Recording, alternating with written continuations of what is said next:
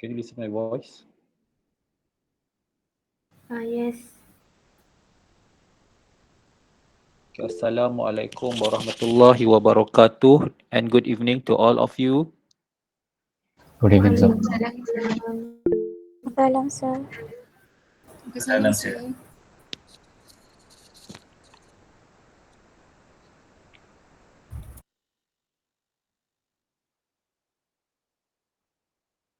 Okay, saya akan ambil attendance untuk hari ini.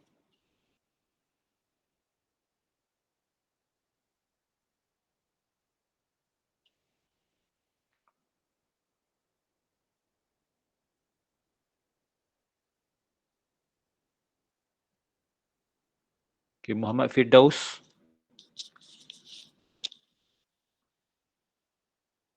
Muhammad Firdaus.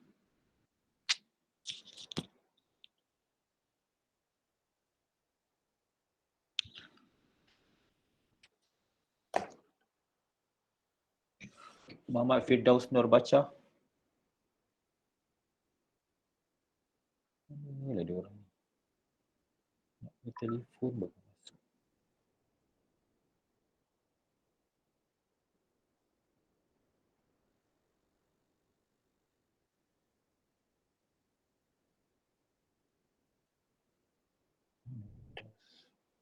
Siapa tu nama Firdaus ni? Vignis, do you know Muhammad Firdaus? Doctor? Hello? Do you know Muhammad Firdaus? Yes, doctor. Call him to get into the class now. Okay, doctor.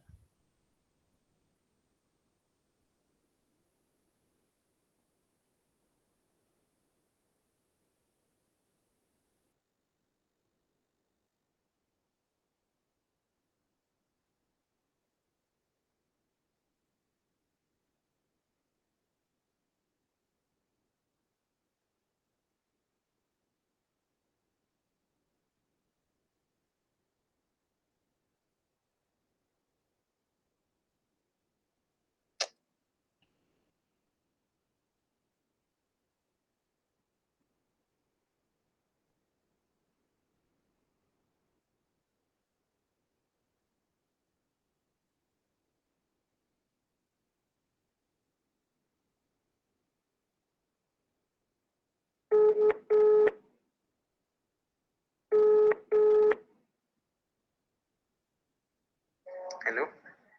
Hello, Assalamualaikum Muhammad Firdaus. Salam. Awak attend kelas tak hari ni? Tengah masuk ni, sekejap. Dia punya internet connection, sekejap. Kami tunggu lama dah ni. Okay, sekejap.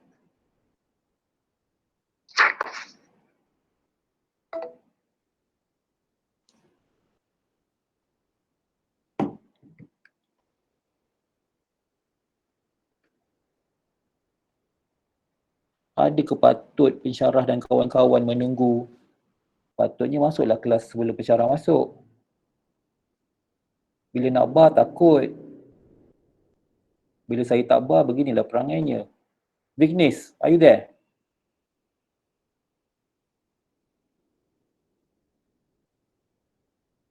Yes, doctor. Where have you been? Long time I didn't see you.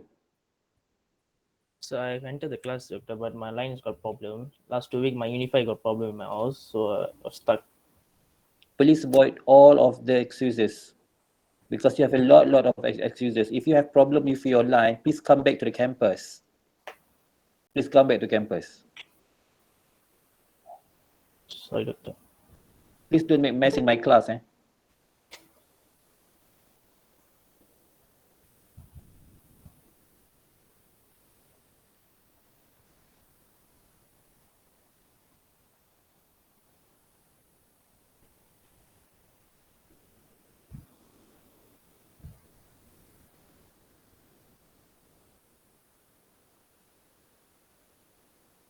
Muhammad Firdaus ada?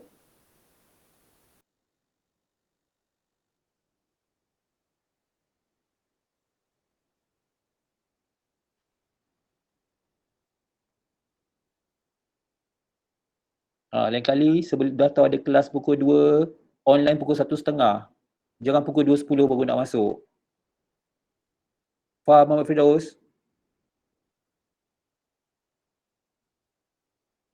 Dua orang ni under my observation Victis and Muhammad Firdaus. Kalau you all tak commit pada kelas ni, saya bawa daripada exam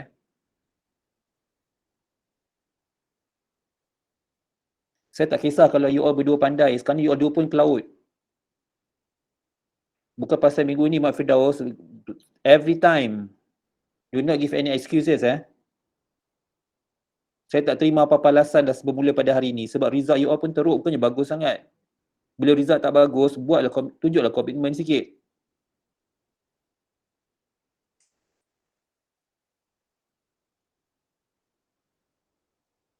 Nur Eliza ada? Ada, sir.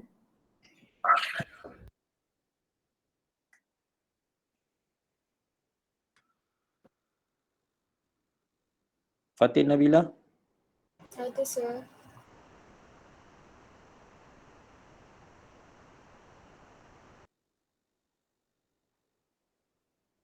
Ho Kuan?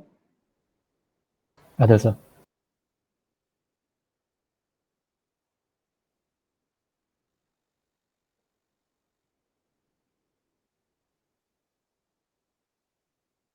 Anis Natasha?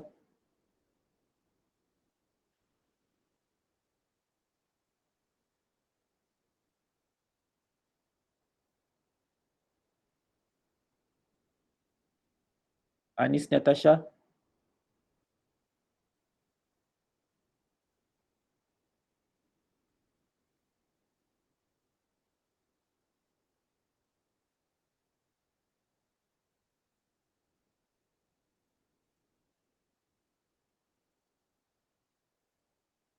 Anis Natasha?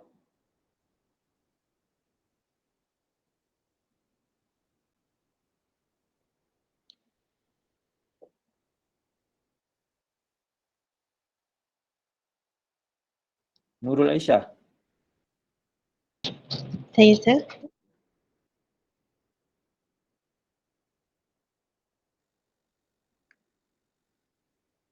Muhammad Hafizuddin? Saya, sir.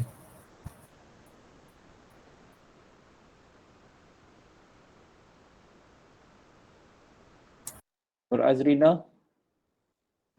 Saya, sir. Maizatul Syuhaida? Ada, sir. Premila? Present, sir. Nur Iliana?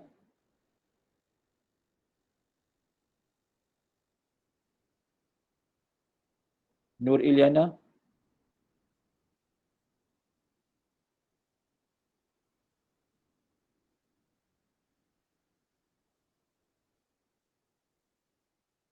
Nur Iliana?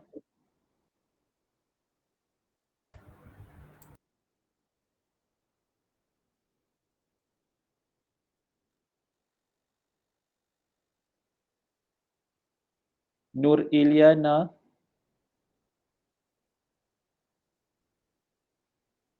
Kenapa baru jawab? 5 minit saya panggil.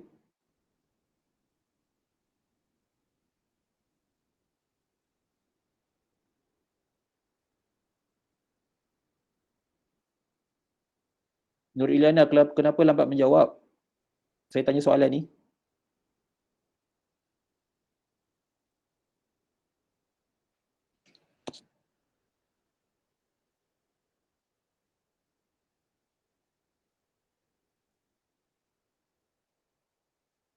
Kalau tak boleh connect, gunakan chatting room. Chatting facilities tu ada. Chatting tools. Kau boleh guna.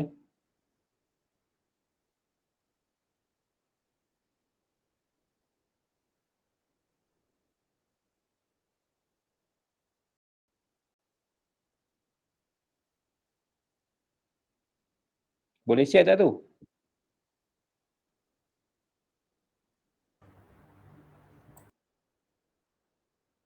Boleh chatting ke tidak? Boleh type tak dekat tepi tu?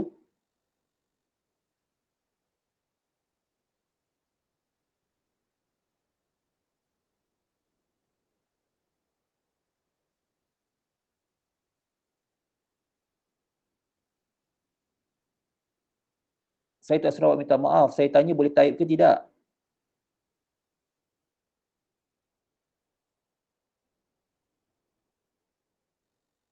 Pandai pun. Boleh type. So guna type tools tu guna. Kalau tak boleh guna mikrofon, guna type.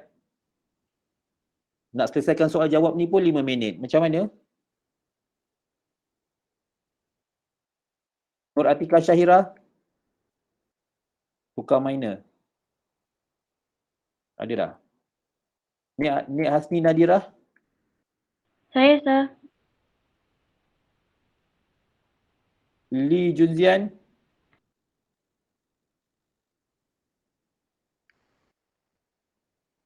Buat masalah juga ni. Dah tahu tak pandai, kelas pun tak nak datang. Tapi nak lulus. Macam mana? Zhang Kaizing?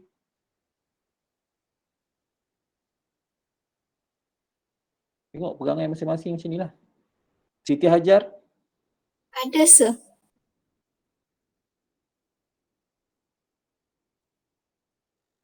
Dayana Nabila?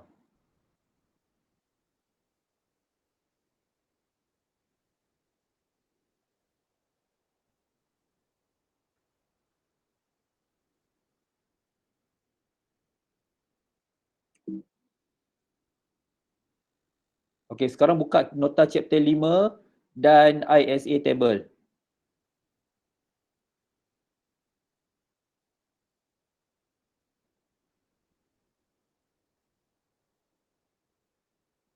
One more. Ding Ali ada? Ding Ali, are you there?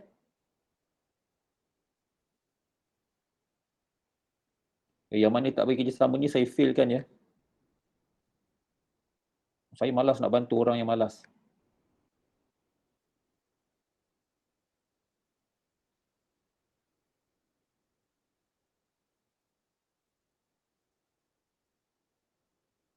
Vignesh, I want to ask you a question. Are you there?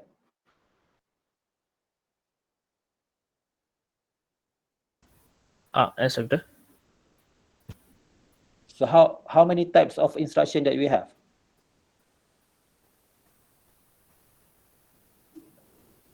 Sorry, Doctor, I didn't hear you. Apa masalah dengan dia ni? Berapa banyak jenis instruction yang kita ada?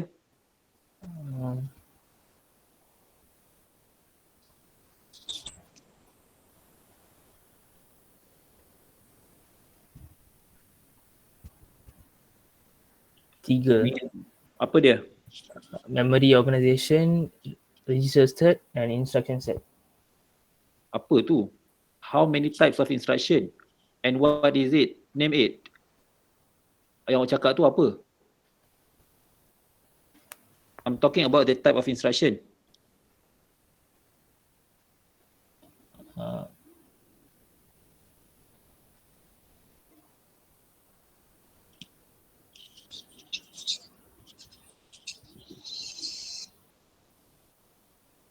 Macam ni nak masuk final exam.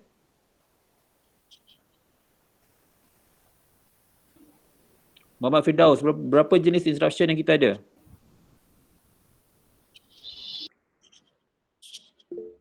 Ada 3, Doktor. Apa dia?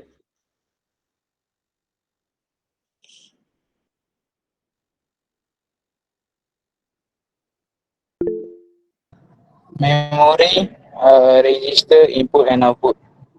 Itu apa tu komponen komputer? Saya cakap pasal jenis arahan bukan komponen komputer.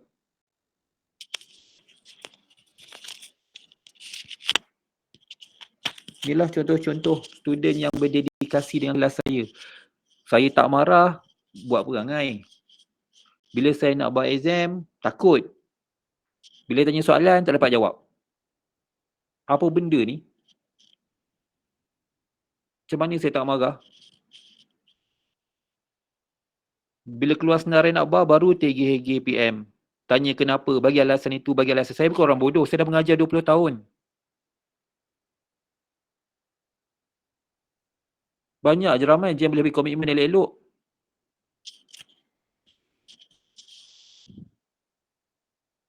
Minggu ke-12, masih lagi tak dapat jawab soalan simple. Apakah namakan Bukannya level, kognitif level 6, kognitif level 1, 2 pun tak lepas lagi. Level-level budak sekolah. Memalukan. Kata pelajar universiti, tapi soalan-soalan budak sekolah pun tak boleh jawab. Namakan, kenapa. Belum suruh buat lagi. Kalau suruh demonstration level 3 pun lagi lah tak reti. Level 3 pun tak reti, macam mana nak mengajar kat sekolah? Pemikiran pun level budak sekolah. Tak malu ke? Nak jadi cikgu pergi sekolah tapi pemikiran macam budak sekolah. Saya terpaksa berterus terang sebab masing-masing macam tak sedar diri. Pada student-student yang komit, terima kasih banyak-banyak. Ada dalam kalangan kamu ni yang bagus. Ni saya tegur ni yang tak bagus ni. Awak dah lah kelas online. Macam-macam masalah dengan kelas online ni. Bila dah ada masalah, dekatkanlah diri dengan pensyarah tu. Bukannya larikan diri lagi. Kelas tak datang. Yuran bayar. Tak rasa membazir ke? Lepas tu nanti komplain. Komplain yuran bayar tapi tak pergi kelas, tak guna makmal. Komplain. Tapi diri sendiri salah tak nampak.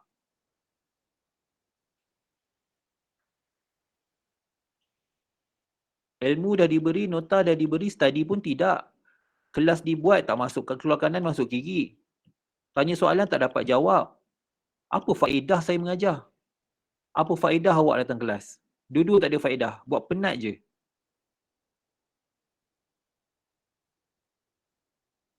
Kalau tak nak datang kelas, make sure boleh jawab soalan. Study sendiri. Ni sekarang study sendiri pun tidak, soalan pun tak boleh jawab. Bila saya nak bar, takut. Takut kena bar exam. Apa yang awak takut kalau dah tak pandai? Dia tak pandai lah, gagal lah. Terus habis cerita. Kenapa nak panjang-panjang cerita? Kalau tahu diri tu malas, diri tu tak pandai, drop je. Memang confirm tak boleh lepas. Itu bukan real. Kalau realitinya kalau lapar pergi cari makanan. Bukannya realiti lapar tapi duduk termenung. Tak mau kenyang. Same goes to the class. Nak pandai kena study. Tak nak datang kelas, study belajar sendiri. Ni belajar sendiri tak nak. Minggu lepas saya dah cakap cari satu kelas, satu masa yang sesuai, nak ganti balik kelas yang tak ada sebelum ni. Seorang pun tak muncul. Buat tak tahu. Saya pula yang tegeh nak buat kelas.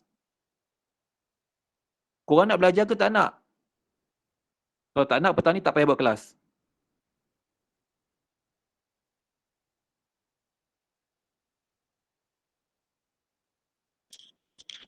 Ni petang ni pelajar antarabangsa buat hal. Tengok seorang pun tak masuk kelas. Apa benda? Bila bagi arahan berkumpulan, tugas-tugasan individu, bahasa pun tak faham. Tanya tak faham, siapa yang saya nak buat? Very simple sentence pun tak faham. Ada kelas tak nak datang. Macam mana?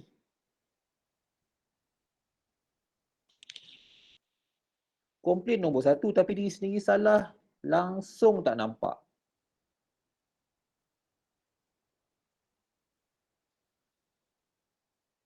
Bukannya ramai sangat, 23 orang ni. Saya pernah mengajar 60 orang satu kelas. 100 tahun 2007, 100 lebih student kelas saya. Tak ada masalah pun.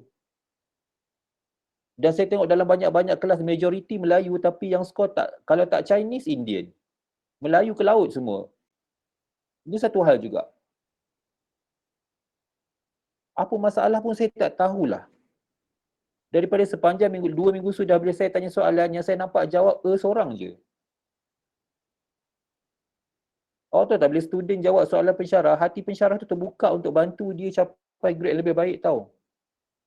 Tu kalau dia buat silap dalam exam, saya boleh beri dia markah walaupun dia buat silap. Kenapa? Sebab dia participate dalam kelas.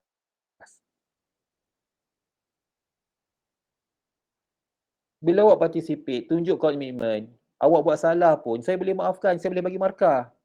Bila participate pun tak nak komitmen, tak nak beri kelas, tak nak datang. Tahu hati saya nak bantu pun malas. Lebih baik fail. Ulang balik.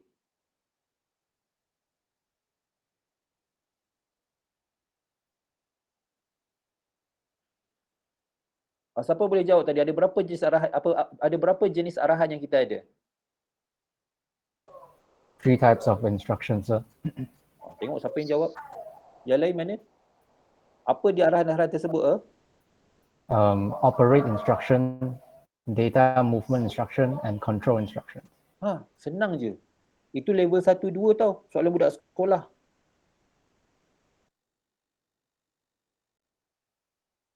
Okay, selain daripada sesiapa saja berikan contoh arahan untuk arahan untuk operate instruction. Apa arahan-arahan yang ada untuk operate instruction? Add and dengan notes. Good. Apa contoh-contoh arahan untuk data movement instruction?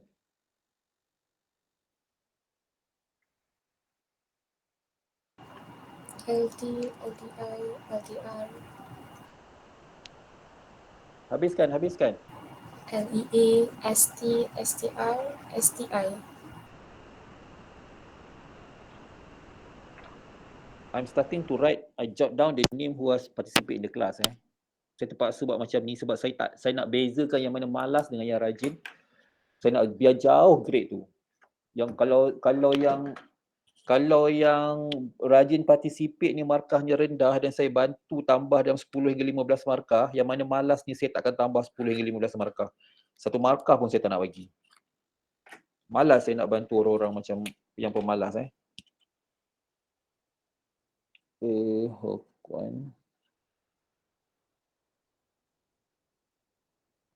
Nabilah.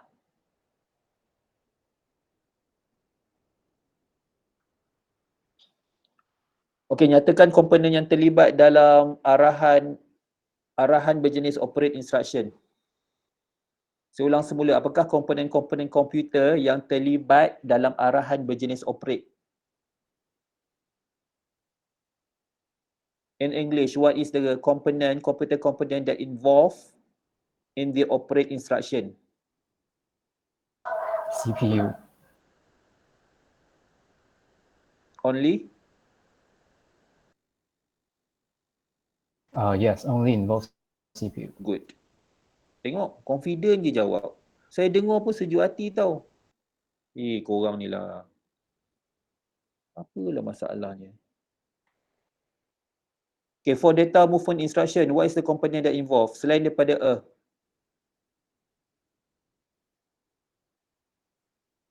Memory and CPU.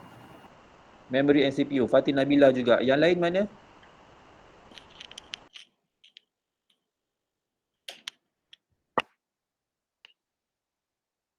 Dah nampak dah muka-muka yang grade A, muka-muka yang gagal dah nampak dah ni. Nanti esok bila buat penilaian pembelajaran, kutuk pensyarah. Cakaplah pensyarah tak sediakan nota, pensyarah kuat membebel, pensyarah itu, pensyarah ini. Macam-macam komen. Awak sedar tak komen-komen awak tu semua akan dikira ke akhirat esok, tahu? Yang salah diri sendiri tak nampak. Every semester mesti akan ada komen nota tak cukup. Nota tak cukup. Nota yang ada ni pun tak habis study. Apa nota tak cukup? Macam orang-orang macam ni lah. Jenisnya tak jawab, jenisnya tak reti, semua benda tak tahu. Bukan nak exam baru nak buka nota. Lepas tu sana tak cukup, sini tak cukup, nota susah lah, itu susah, ini susah. Semua salahkan orang lain. Ingat depan Tuhan esok boleh buat macam tu.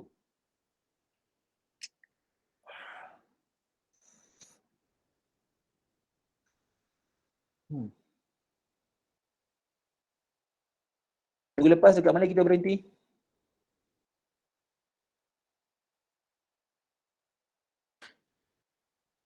Slide 22. Slide 22.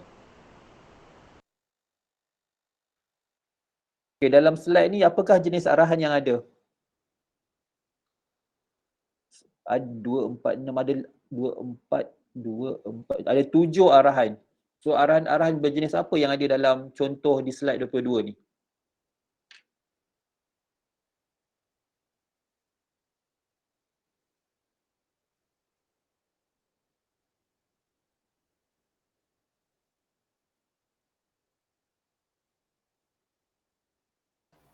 So Ya. there is add.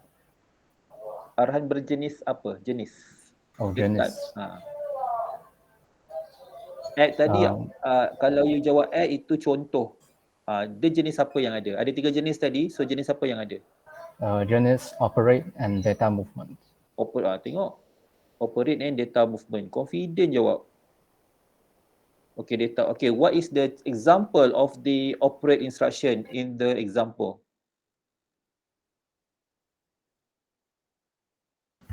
Add. Add. Which one? Which address that represent at?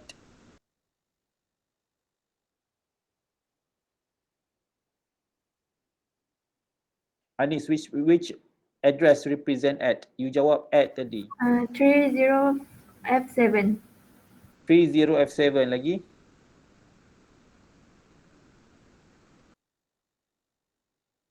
30F9. No. Oh. 30FA.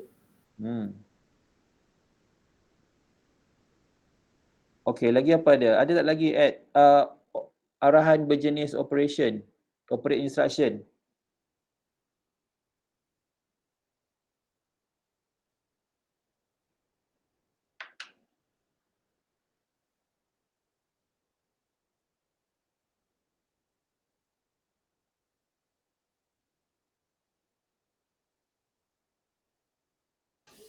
Three 30F9, so it's N. 30, wait. ISA table.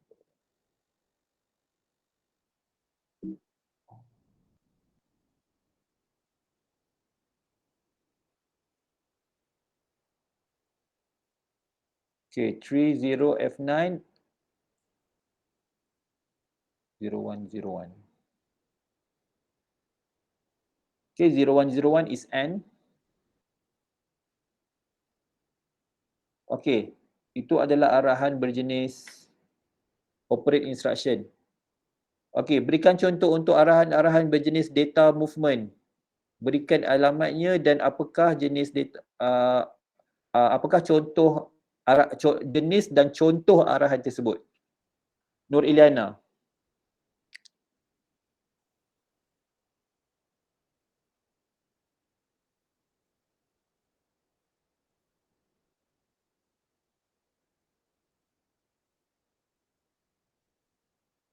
See? Nur Iliana.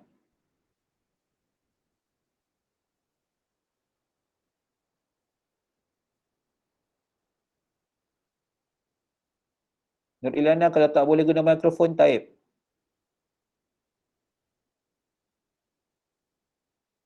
Kalau tak respon, saya boleh saya tendang tak daripada kumpulan ni?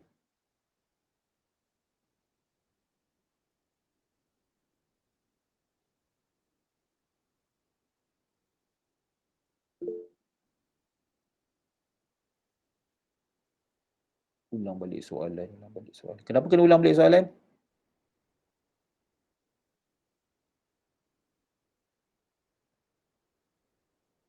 Jenis dan contoh data movement. Apa contohnya data movement? Alamat yang mana satu?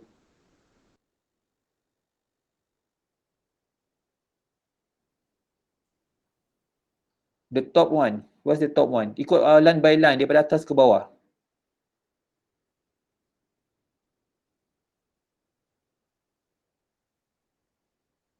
First one is LEA. LEA address. Address 30F6. Okay, good. Lagi?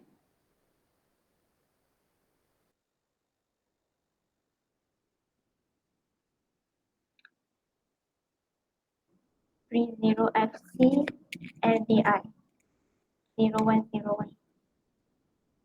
30FC. Daripada atas ke bawah, buat satu-satu.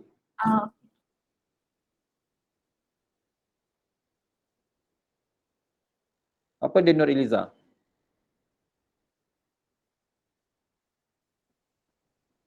Three zero F7 is at. Now we are talking about data movement. We're not talking about at Nur Eliza ya. Kita dah ke Okay. depan ni.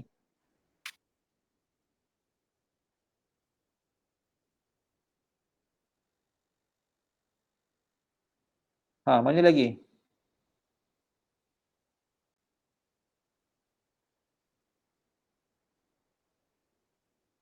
F8 is store.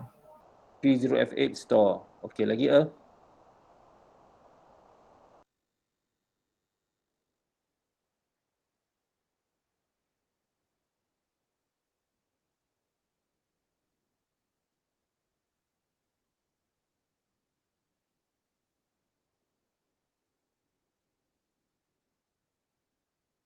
30FB is STR.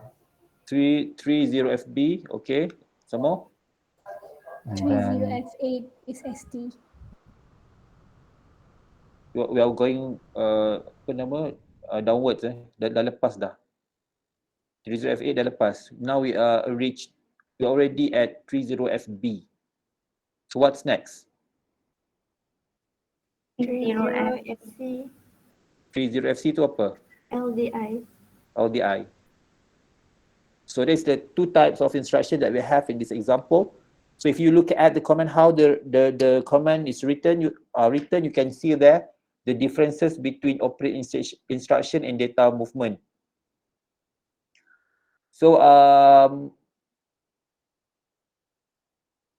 please remember and please learn about how to write a command for each of the instruction type. There's a different. Sepatutnya awak tengok command. Sepatutnya if you just look at the command, you know what type of instruction is. For example, FB and FC. Look at how the command are written. See, FB and FC. So if it looks like this, it means it is a data movement instruction. The difference between FB and FC is the memory is at the left side, while FC the memory is at the right side. If the memory at the right side, it means it is load or store. Is the memory at right side, like 30FC? It is store or load?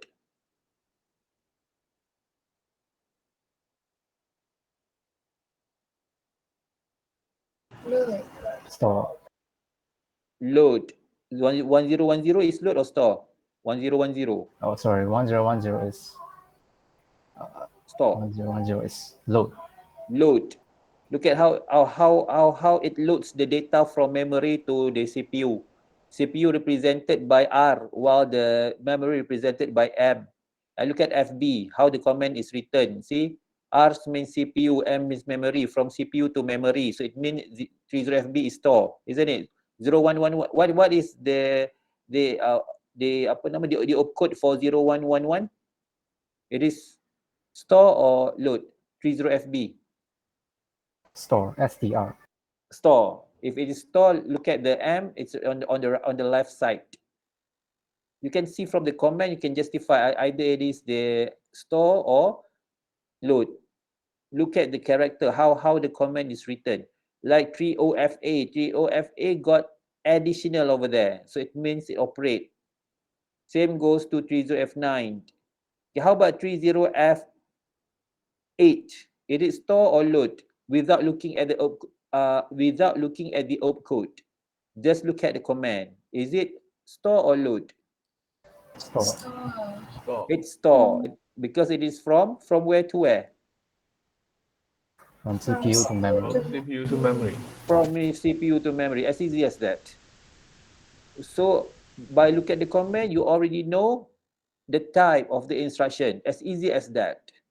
Okay, now we look at the next example, which contains the control instruction, because we haven't looked at the example of control instruction. Okay, this is a note for the control instruction. So there are two types actually of the control instruction, the branch and the trap. And the branch itself is break down into two types, which is unconditional and conditional. Okay, just look at directly go to the example. So this is a data flow diagram. The name of this diagram is a data flow diagram. So don't be confused or feeling that you know nothing. This is a data flow diagram for the branch. Just keep it. It just want to show to you that branch, the opcode for branch is 000, while bit 11 to 9 there has a logic N for negative, 0 for 0, and P for positive. And it also has PC offset 9 in order to calculate the new address. Okay, this is the example of the branch. Okay, I would like to ask you, what is the opcode for the 3000, the instruction at 3000? What is the opcode? LEA. LEA. So we just skip the LEA because we already learned about it during the previous slide. Okay, how about 3001?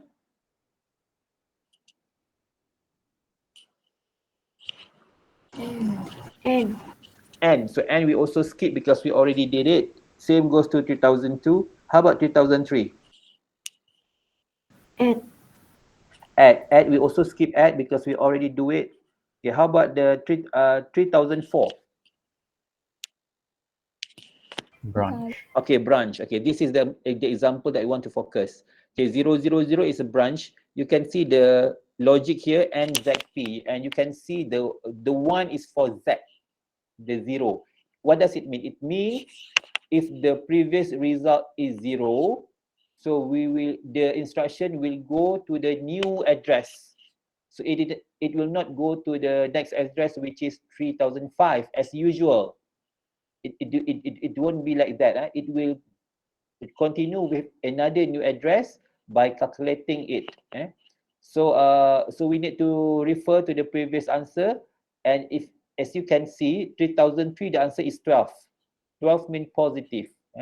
Positive. So if positive, nothing happened. Means that after 3004, the next instruction will be executed is 3005. But if the result is 0, if the result is 0 because NZP, Z is 1, so it means we need to calculate the new address.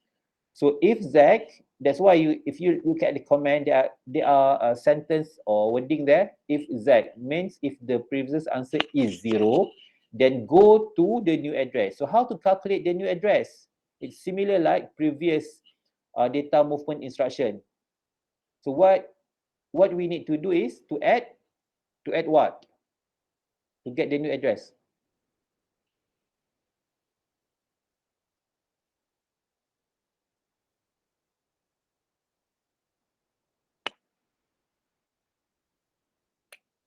To add the last 9 bits. Okay, add to what? Add what with what? Add the current address with the bits. Okay, good. Add the current address. What is the current address? 3004. Okay, 3004, and then plus with plus 5. 5. Where do you got 5? From the which bit?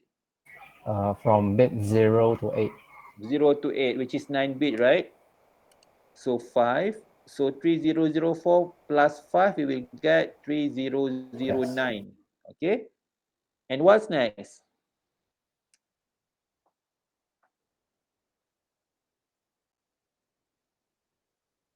And then plus 1. Plus 1. Plus 1. So we will get 300A. So that's why if the previous answer is 0, so just go straight to 3000 NA. No need to execute 3005 until 3009. That's what it means. It means if Z, so doesn't need to do 5, 6, 7, 3005 until 3009. Just directly go to 3000 NA. Okay. Now, look at the comment there. Please learn about the study about the comment. How does it looks like? Yeah. Okay, 3005. What is the opcode for at 3005? LDR. LDR also have been done before this. I mean, all the data movement. The example is similar like previous slide. And then 3006, 7 is add. 8 also add. 3009. You see 3009. It is a branch instruction, control instruction, branch. And then look at the logic here, NZP, all NZP is 1. All of them are 1. What does it mean? It means there is no if. No if, so no if. So if there is no if, means that this instruction will be execute whatever it takes. Whatever the result is, either it is negative, either it is positive or 0, the branch or the new address will be calculated. So that is why there is no if at in the comment. See, in the comment there is no if, because it doesn't matter either it is Z, P or N. The new address will be calculated. Okay. So this is for NZMP 1, 1, and 1. So how to calculate the address? Similar like previous. So okay. tell me how to what are the things that we need to add to calculate the new address. Saya nak orang lain, saya tak nak ya. I want another person, I don't want a. Muhammad Firdaus, how to calculate the address?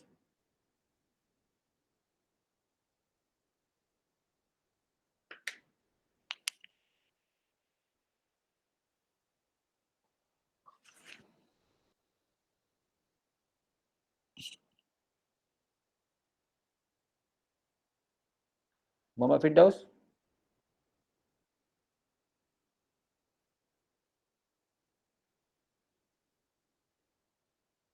Korang semua saksi saksi tengok mana Muhammad Firdaus ni pergi. Kalau saya barkan dia, awak akan tahu siapa, awak nampak siapa yang salah. Muhammad Firdaus? See? Muhammad Firdaus?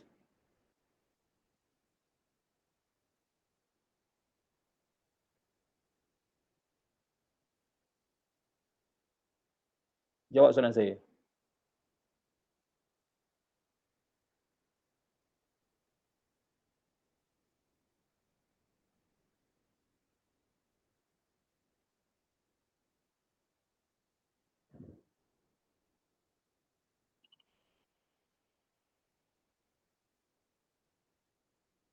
Saya tanya soalan terbuka, jawab tak sampai seminit. Laju je kelas saya. Sampai Mak Firdaus sangkut.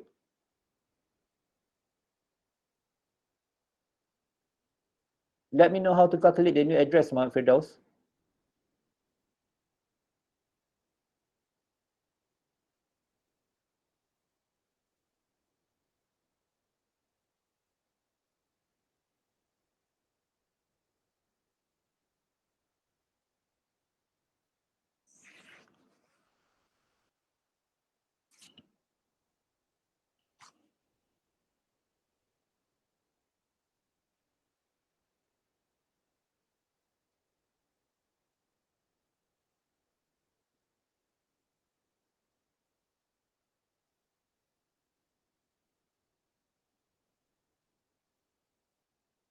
Tadi dah tunjuk dah jawapan. Dah beritahu dah cara nak buat. Tanya dekat dia, dia tak dapat jawab. Bukannya tak ada jawapan. I already asked the same question to the class and have already answered the question.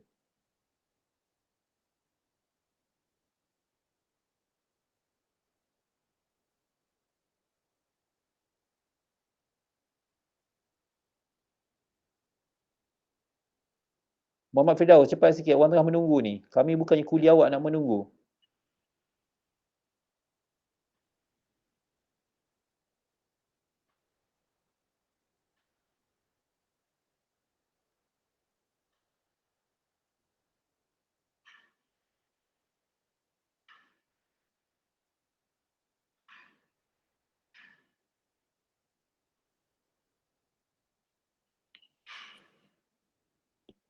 Saya beri awak 3 minit je untuk jawab. 2.59 kalau tak jawab, saya kick awak daripada grup.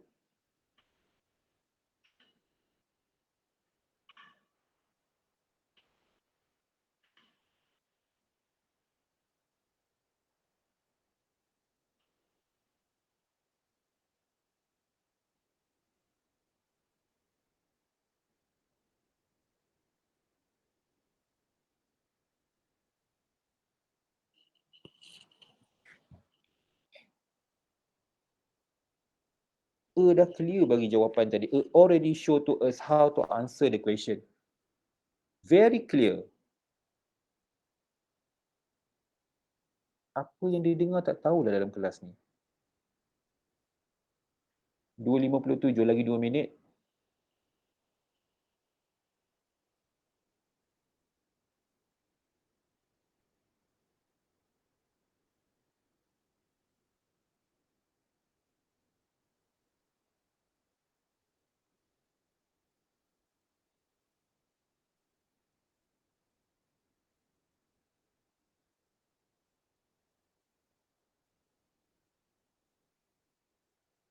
Lagi 1 minit.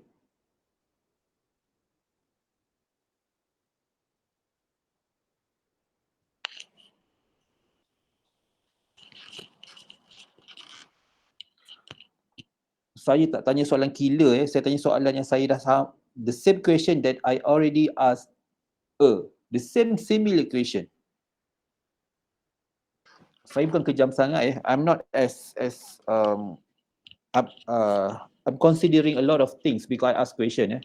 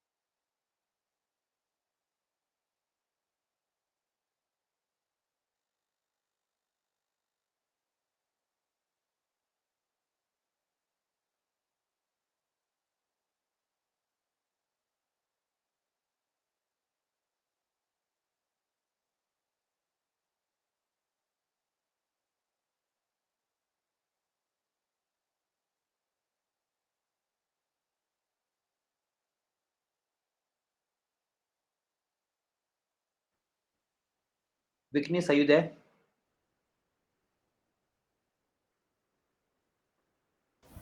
Yes, doctor.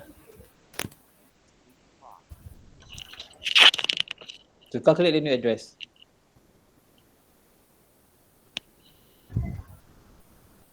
Sorry, doctor, I don't know.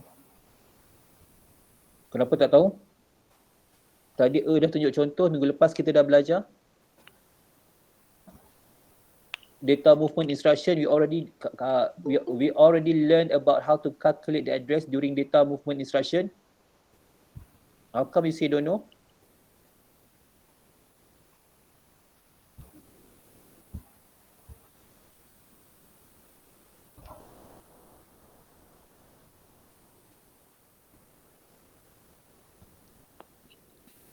Bye-bye, Vignesh.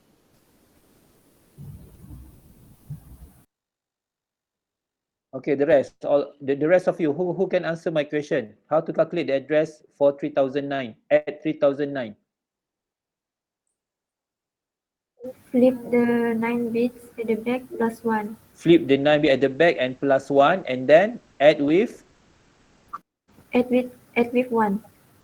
No, and then? After we flip, add with 1 and then we add with?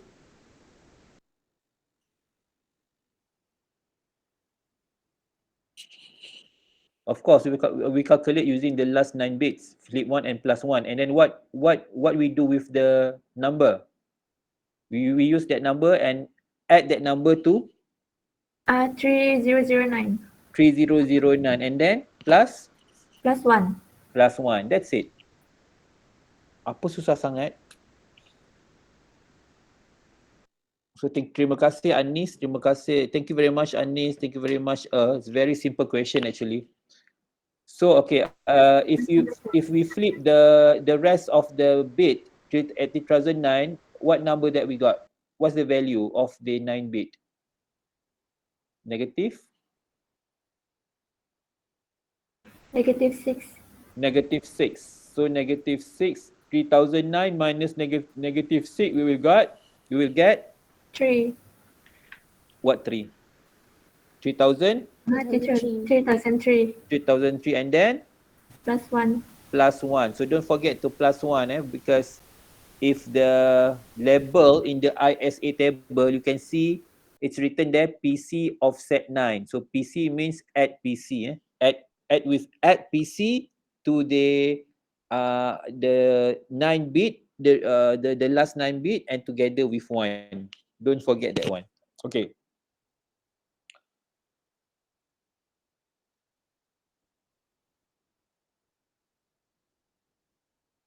Okay, now we look at the next example. Okay, we're talking about trap. Okay, trap, you need to memorize these 3 trap vector, which is 23, 21, and 25. 23 means input. Any input from keyboard it represented by X23. Okay, and any output to the monitor, if you want to to send the output to the monitor, so the vector, the track vector is 21, while if to stop the program, if you want to stop the program, the code is X25. This is what we call trap. Trap is a special instruction that involve hardware. Okay, what does it mean? It means, okay, for example, if we do data movement only involve memory and CPU, as Anis said earlier, while the operate instruction is involve CPU. Okay, branch. We learned about branch just now. Okay, branch involve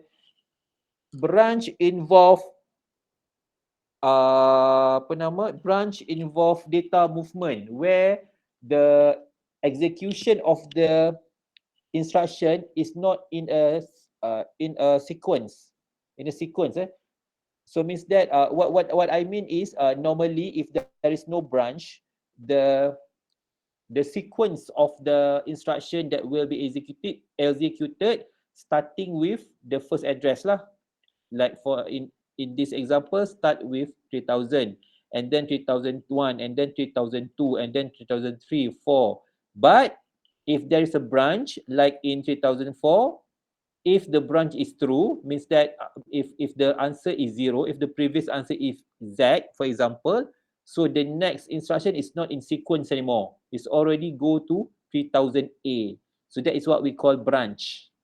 Okay, branch is something that that makes the instruction not in sequence, executed not in sequence. That is a function of branch. While for the trap code is the instruction that involved with the hardware. For example, for input involve keyboard. So we need special character or special code, which is X23. For the output, we need monitor. Monitor is a hardware, so it has special code. It is X21. And to stop the program or the program, we need to use the special opcode names X25. So in this course, we will learn about only 5 vector, and 3 of them is already covered here. 2 more in chapter 6. Okay, so let's look at the example on how to implement the trap code in the instruction. Okay, just go directly to the example. So where any slide that I do not touch, so you as a student you can skip that slide. Do not study everything in the slide, because I'm not going to teach you anything in everything in the slide. So if I skip the slide, so you also follow me. Okay, for this example, this example got 2 slides, so it's quite long. So never mind, we'll focus on branch and trap. Branch and trap, both are in the control instruction. Don't forget, both trap and trap, code, trap and branch is categorized under control instruction. So now we focus on control instruction, which is trap and branch. For the data movement and operate, I don't want to touch about it anymore, because we already learned it since last week. Okay, let's start with the first line or first address. So what is the output for the first address? N. So N, we just skip it. Itu siapa ya? Who is that? Who answering me just now? I can't see the name. Ali. Oh, Ding Ali. Good. Okay, good. Okay, now at 3001, what is the opcode for 3001? LD. LD. So LD, we just skip the LD because we have learned about it. But if you want to get a review on it, okay, you can see the command. M is at the right side, while R at the left side. So it means from memory to CPU. So it means load. Load is from memory to CPU. Is it correct? 0010 is load something. I'm not sure. LD, LDI or LDR? LD, sir. LD sahaja. Okay, it's LD. Okay, good. Bagus. Okay, now at 3002. 1111. Trap. Trap Trap. code. Okay, trap code. If you look at the ISA table, okay, the trap code, okay, 1111 and followed by 0000, and then it has trap vector 8. Trap vector 8 means 8 bit for trap vector. That's why it written there trap vector 8. So look at the example just now. Okay, you can see the last 8 bit, it represent by 00100011. Okay, it means 0010 is 2, eh? This one is 2 because 4 bit equal to 1 hexadecimal, 1 digit hexadecimal. So 0010 is 2 in hexa, while 0011 is 3 in hexa. So here the trap code is 23. 23, if you refer to the previous slide, 23 is an input vector for input. So that is why in the command it's written there input. See, input to RO. Why RO? Why R0? Because any input and any output will be sent to RO in the first phase. I repeat, any input or output will be sent to R0 at the first place. At the first place. So that's why it's written there input to RO. So in bracket, the comment is trap x23 lah. 23 means input. Okay, you got that? How you do you clear how to write comments for trap? Yes. Sir. Yes, sir. Okay, it's very easy. Okay, what about 3003? What is the opcode for 3003? LDR. LDR. You can see the comment there, memory to CPU, memory to CPU. And then 3004, of course, at 3005. This is branch. So what is the logic for this instruction? The condition. If what? If 0. If 0. So if Z, because 0 represent by 1. That's why we put if 0. So if 0,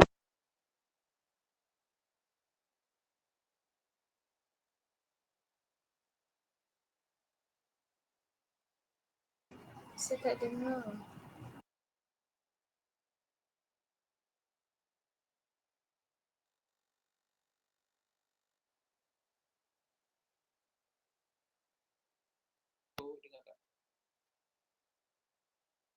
Slow, sir. Sir, yung mic. dengar tak? Slow sikit, sir. Sikit, kenapa sekejap. I don't know what's happening right now. Wait. Ini dah okey dah, sir. Hello, okay tak? Okay, sir. Yes, sir. Okay, sir. Okay. So, to calculate the new address for 3005, what should we do?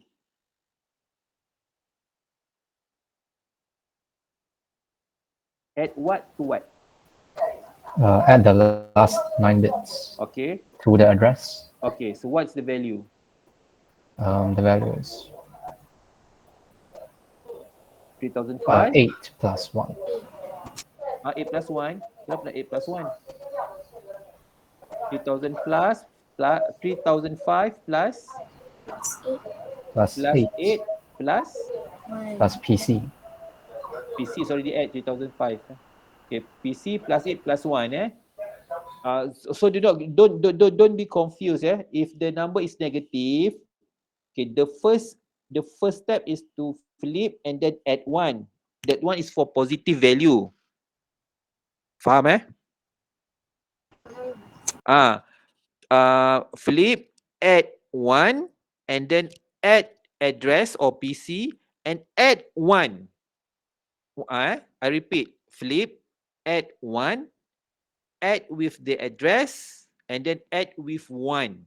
That is for the negative value. But for the positive value, there's only once add 1. It means the value of the 8-bit the 9 bit, and then plus with address and plus with 1. As easy as that.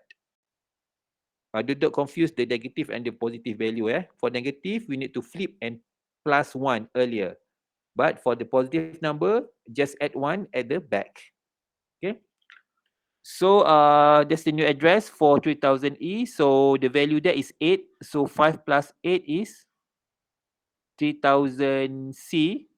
5, 6, 7, 8, 9, 10, A, B, C. And then we plus 1. So we got X 3000E. That's why if Z, the comment is written like that. Yeah. If Z, go to 3000E. So, okay. And then 3006 is, what is that? Not. Not. See how the comment for not, see?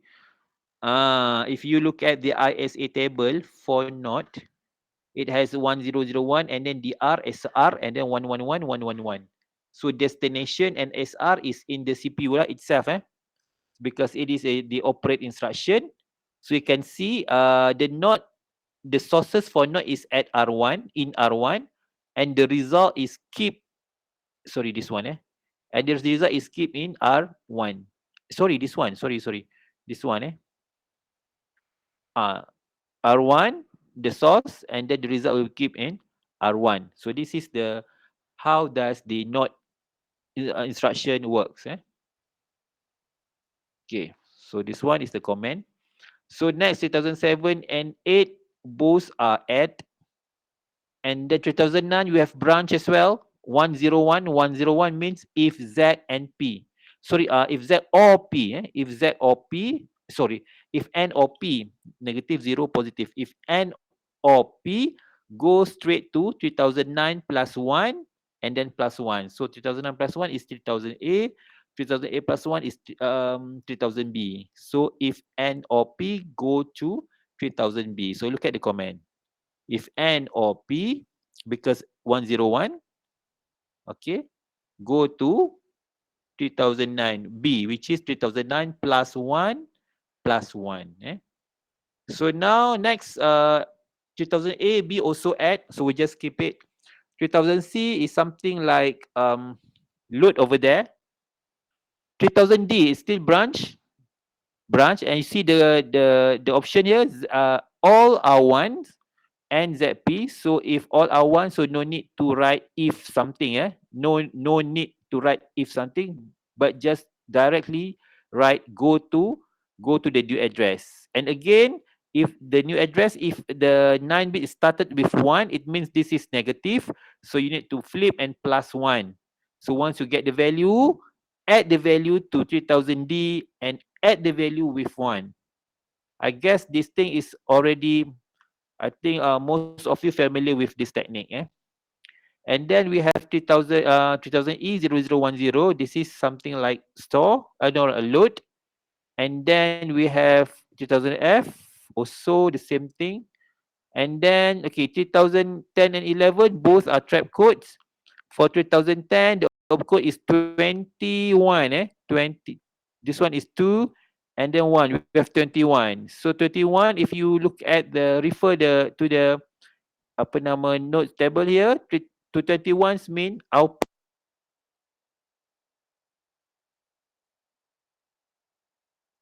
Saya tak dengar.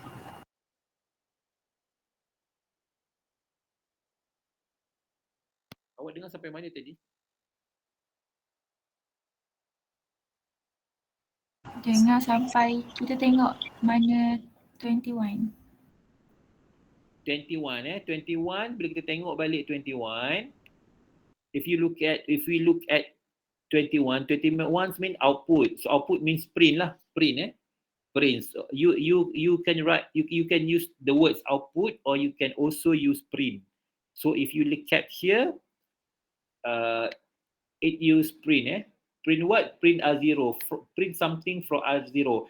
As I said just now, for print and input, they will use R0 to keep the data. That is why previously in slide 23, you can see input to RO. Means that everything that comes from the keyboard will be kept firstly at R0. Same goes to the 3010 just now. If anything that we want to print or output to the monitor, we just put R0 over there.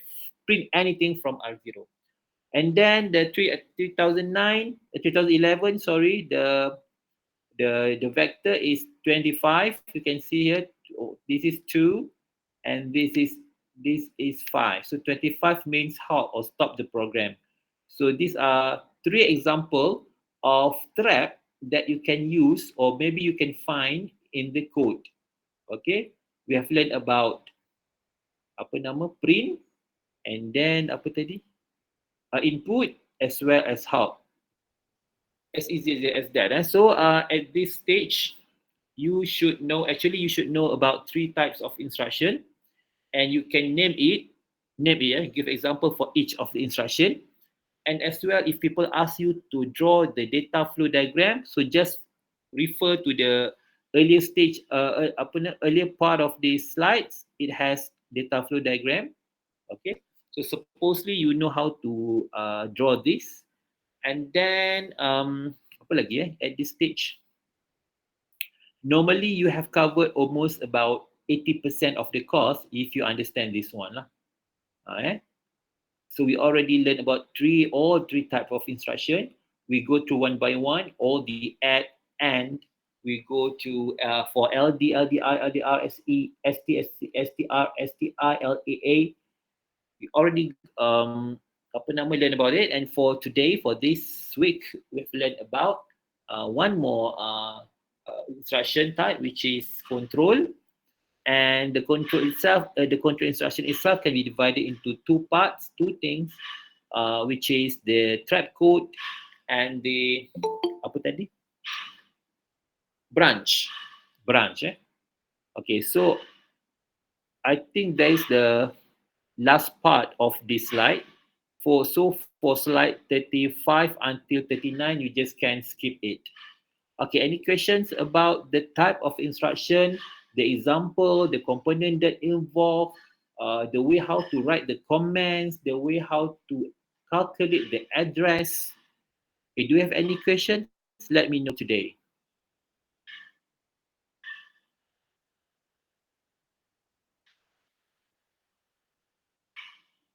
So I have one question. For trap, what component does it involve? For trap? Yes. For trap, okay, trap involve input and output. If you imagine the von Neumann model, okay, we already talked about the operate instruction, which only involve CPU, and then we already talked about the data movement instruction, which involve RAM and the CPU. And now for the trap code, the component that involve are input and output. So total 4 components, von Neumann model components, we already learned about those 4 components. Okay, thank you, sir. Welcome. In chapter 8, we will learn more detail about how the data going to be input from the keyboard and going to be an output from to the monitor. The one we will learn in chapter 8, and it is very important for the final assessment. So I already give you a hint. Okay, so any other questions? Guys, there is some TLDV meeting recorder want to join this call. Who is this? Does anyone of you try to record this? If yes, I will admit this request. Ada sesiapa ke ni TLDV meeting recorder? Kenal tak?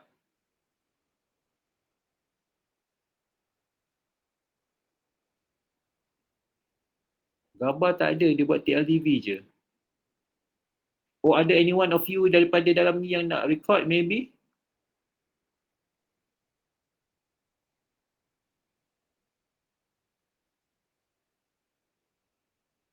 Bukan Ada tu tadi Sir Atika. Siapa dia? Atika Syahira.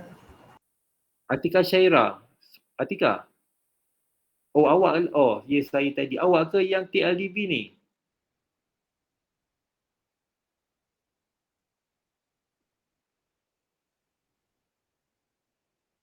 Awak ya TLDV?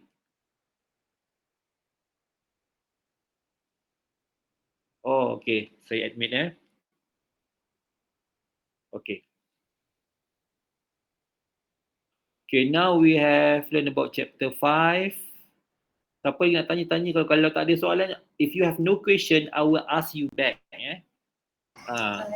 Sir, boleh ulang tak komponen untuk branch dengan track tadi? Sorry? Komponen yang involve untuk branch dengan track tadi. Tadi ada gangguan, saya tak dengar.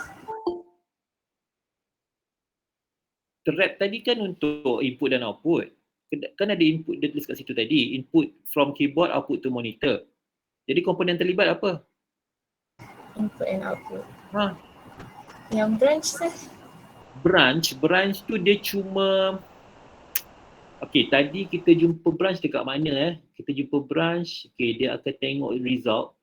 Okay, branch is taken if the result is negative, 0 or positive, and the result is calculated, the process to get the result is done by the CPU. Okay, so based on the result, the next instruction will be done. So the instruction may be load, maybe data movement, maybe operate. So both can. So what does it mean for branch? What components are involved? Memory and CPU. Yes, memory and CPU. Because I repeat again, because the function of branch is to calculate the new address based on the syarat, based on the rules N, Z or P. So if the syarat is fulfilled, if the rules are if the rule is fulfilled, so the next instruction will be operate, maybe operate, or maybe data movement. So both can, both possible. So it means for the branch, sometimes the branch also will lead you to the end of the program. To the end of the program, just directly go to the end of the program, maybe to the output of the program. So it's possible. So it means for the branch, it involves all components because it's possible to be any component. Betul tak? Is it logic? Hokon, is it logic? I think so. Right. Let's say after we calculate the address, suddenly the address lead you to the output or to halt the program, stop the program. So it means it involves input and output lah. So branch involve all components. Okay, any other questions? We have 10 people here. Nur Azrina? Yes, sir. Sekarang macam tak ada lagi, nanti kalau ada nanti saya masuk, sir. Clear lah maknanya? Clear. Okay, good. Macam tu saya nak dengar yang betul-betul confident. Saya tak marah tau. Saya nak pastikan you all faham. Itu je. For siapa tadi? Ding Ali. What I'm saying is I just want them to understand what I am trying to tell them. So I want to they understand and they learn something about it. I'm not get mad actually. But if the students not coming to the class, and then when I ask question they cannot answer it, the attendance is very bad, so it makes it make me mess. So I don't feel that I want to help them because they don't want to help themselves. Okay, Azrina, okay. Yang lain siapa lagi nak sebut satu-satu? Saya nak tanya. Ya. Saya kurang jelas yang kira 9 bits lepas tu flip tambah 1 tu. Okay, apa soalannya? Kalau macam tadi yang kat example tu ada kira yang belakang apa 9 bits tu. Lepas tu yang flip tu macam mana saya tak faham. Okay, saya rasa untuk jawab soalan ni siapa tadi? Anis pandai, Anis. Anis boleh jelaskan. Anis, can you help me to explain this to Muhammad Hafiz? Kalau flip tu dia kena tengok kalau 9 bit kan. Dekat first tu dia 1 ke kosong. Kalau 1 kena flip, kalau kosong tak payah flip. Dia nak flip tu sebab dia nak jadikan nombor tu positif. Dia kalau 1 tu maksud dia negatif. Faham tak? Kita teruskan. Jadi kalau yang kan tadi negatif dengan positif ada yang tambah 1 ada yang tak payah. Macam mana? Kalau dia 1 kan kat situ. Tengok yang contoh dekat yang 3009 tu kan ada 1 kan kat depan. Ya. Dia kena flip dulu tambah 1. Sebab kita nak jadikan nombor apa tu? Nombor tu jadi positif. Bukan jadi positif, jadi decimal. The value is still Decimal lah, ya. Lepas tu boleh kalau dia lepas tu bolehlah kita tambah dekat 3009 tu. Faham tak? Faham. Tu kan binary, yang 11 tu kan binary. Kalau kita nak tambah dengan 3009 tu, kita kenalah tukar kepada decimal dulu. Kan kita ada belajar chapter berapa ni? 2. Chapter 2. Kita ada belajar. Faham tak? Anis, jangan lupa tambah 1 lepas tambah 9 kena tambah 1.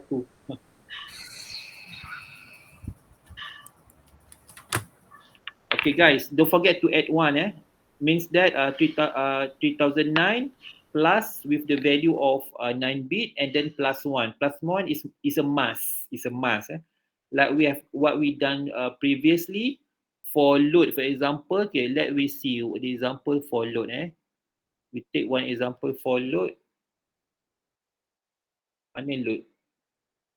For this one, 3003. This one is loading from memory to CPU. You can see the comment there, from memory to CPU. So it's a load. So how to calculate is it load? This one is LDR ke?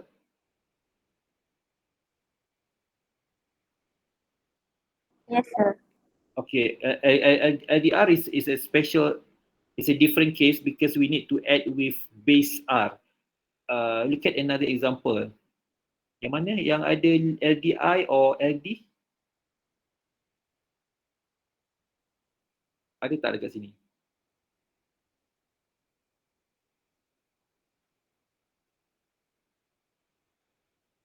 $3,001 is LD, sir. 3001 is LD. Okay. Hafiz, look at here how to calculate the address. Okay, this LD one. 3001. 3001 3001 and we add with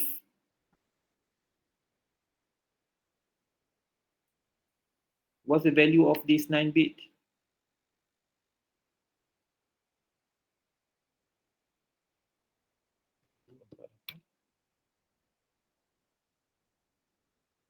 $16. 16. So 16 ni 16 in decimal tau. So it means if you add 3001 with 16, make sure you use your own finger. Do not add just like that. Because this 16 is in decimal. And this 3001 is in hexadecimal. Remember, in hexadecimal, 9 plus 1 is A. 9 plus 1 is A. If you want to get 10, you need to go to F plus 1. After F, we got 1. So that is for hexadecimal. But for this one, this is decimal. Decimal 16. There is no A to F. So use your fingers 16 times and add 16 with 3001. And next, we need to plus 1. Don't forget to plus 1 for all of the new address. This is what I want to show to Sapa Hafizuddin just now. Because he asked us when we need to when we need to add the value with 1. Actually it doesn't matter either the rest of the bit is positive or negative. It doesn't matter. We still need to plus 1 after we add the value with the address. But the difference only for the negative number, because negative number need to add 1 at the first place, flip and plus 1. That one is normal. That one is not about to calculate the address. That is how to calculate the value of negative, the negative value. It is in chapter 2. Okay, Hafiz? Okay, sir. Yang tu tak ada kaitan dengan kira yang flip tambah 1 tu tak ada kaitan dengan kira alamat. Itu hanya berkait dengan untuk dapatkan nilai bagi nombor negatif. Tu je. If you want to add with address, that one is starting point for the focus on this in this chapter. Okay, any other questions? Fatin Nabilah? Tak ada, sir. Maizatul? Jelas semuanya, sir. Apa dia? Faham semua, sir. Okay, bagus. Nik Hasni? Okay, sir. Sure? Saya faham yang Hafiz tanya tadi yang kena tukar ke positif dulu. Lepas tu kena flip tambah 1 buat selepas 9. Yang tu faham? Okay. You guys jangan malu sebab saya tahu background you all daripada program mana. So memang ada perbezaan kalau daripada yang bahasa ke yang non science stream, they are using more the right side brain. But for science student, they use the left side brain more than the right side. So that is why the explanation is different for both of you. I mean for the the science stream and the art stream. So that is why I ask you. So and don't feel shy or shame if you want to ask me anything that you maybe feels like it's very easy for others, not for you. So don't be shy. Just ask the question because all of us are different. Our understanding are different. If I give you one topic to be discussed, all of you have your own view and perspective. So don't be shy. Just let me know anything that you are not understand. So Nur Eliza. Saya nak tanya, sir, macam mana kita nak tahu yang kita kena tambah ataupun tolak daripada address? Macam mana kita nak tahu bila masa kita nak tambah atau tolak? Ya. Sebenarnya tambah je. Dia tak ada tolak. Tolak tu berlaku sebab ada nombor negatif. Jadi maaf, saya tak dengar, awak punya suara hilang. Jadi macam kalau kita dah kira dia punya offset 9 tu, kita kena tambah je daripada address tu. Tambah kepada address tu. Okay. And then tambah 1. Yang tambah 1 jangan lupa. Okay.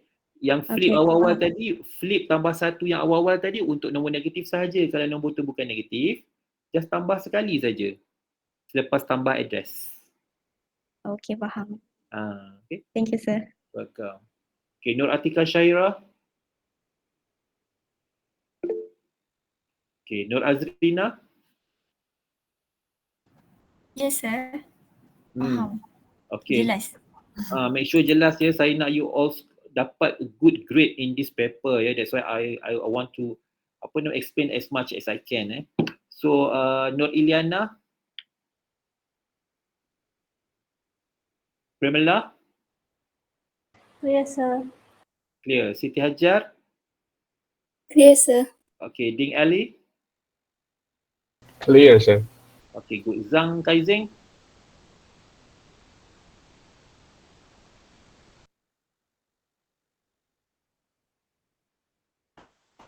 Sir. Ya. Yang dekat komen X3001 tu MX3012 ke 3102? Jom kita kira. Okay, okay. Slide 33 Okay, let's calculate together how this 3102 is calculated. Okay, now we have 3001. 3001 plus 16. Okay, let's calculate together. Okay, after 3001 is 3002. 2, and then 3003. 3, 2004. 4, 2005. 5, 2006. 6, 2007. 7, 2008. 8, 2009. 9, 3000 A. A, 3000 B. B, 3000 C. C, 3000 D. D, 3000 E. 3000 F. 3010. 2010, good. 2011. 11, and then plus 1. 1. So, 3000, 3102 Oh, okay. It should be 3012, isn't it? Yes, sir. Okay, good. Thank you. Good. 2, 3, 4, 5, 6, 7, 8, 9, 10, A, B, C, D, E, F, A. Okay, sorry. 1, 2, 3, 4, 5, 6, 7, 8, 9, 10, A, B, C, D, E, F, 10, 11, 12.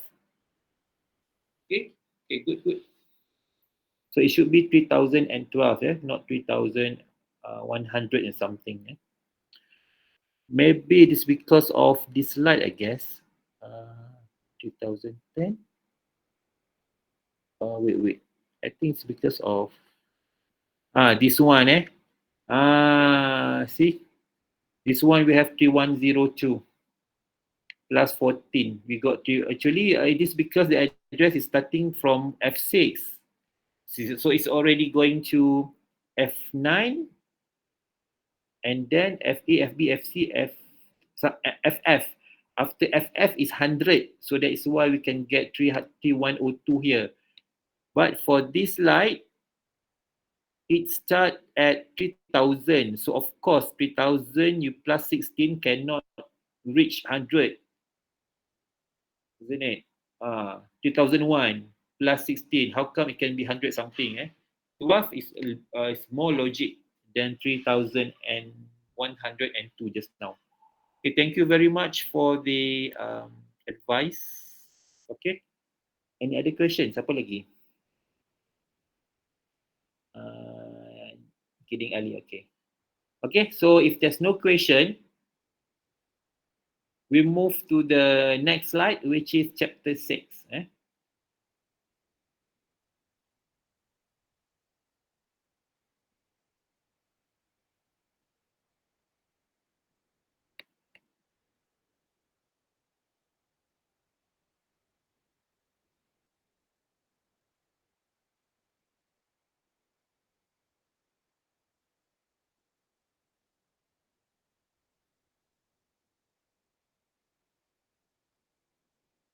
Okay, chapter 6. Okay, chapter 6 also important because one of the final assessment question come from this chapter.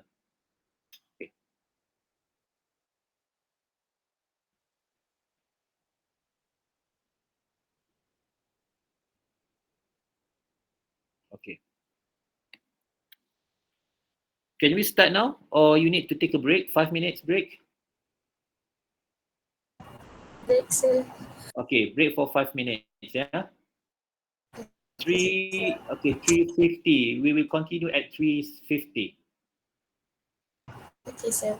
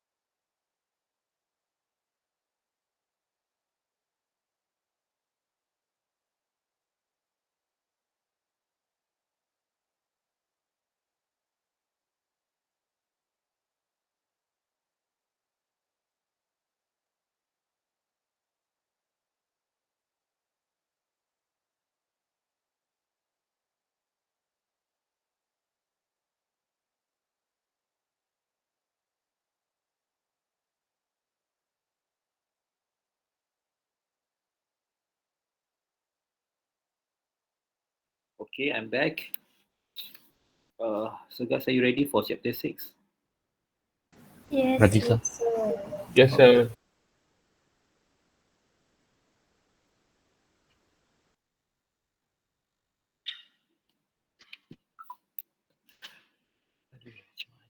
Okay, chapter 6. Okay, chapter 6 is about programming. We are not going to do the complete or the detailed computer programming actually. We just want to look at the overview. What is the programming all about? Ding Ali, are you there? Yes, sir. Okay, good. So actually programming is about problem solving. Okay. Anything that you learn everywhere in your life is actually about problem solving. For example, if you are from the language faculty, your problem is you want to solve the language problems. How to, for example, how to analyze the poems, how to analyze the pantun, and all of that is a problem, and you want to solve that problem. So if we are talking about programming, it's also involve problem solving. So actually, okay, there are three types or three structure of a problem solving. Three structures of problem solving. Okay, the task at the top here means the problem lah. The task at the top here means the problem. So the problem can be divided or can be break down into three structure. Either it is sequential as like a sequential format, or conditional format, or iterative format. So this is what we call three basic construct. Okay, the basic construct of problem solving. So for sequential, okay, the problem solving is from top to the bottom, one by one, line by line, one by one, line by line. But for conditional basic construct, the way how we solve the problem, it at least it has two options at least, where we have test condition. It is in a what we call the diamond shape. The diamond shape is a test condition, and then there are two options, either to the right or to the left. Or true and false doesn't mean that the answer either true, correct, or false or wrong. Not the true and false doesn't carry that kinds of meaning. Okay, actually the true and false carry an option. Either you want to go to the left side or right side. That's it.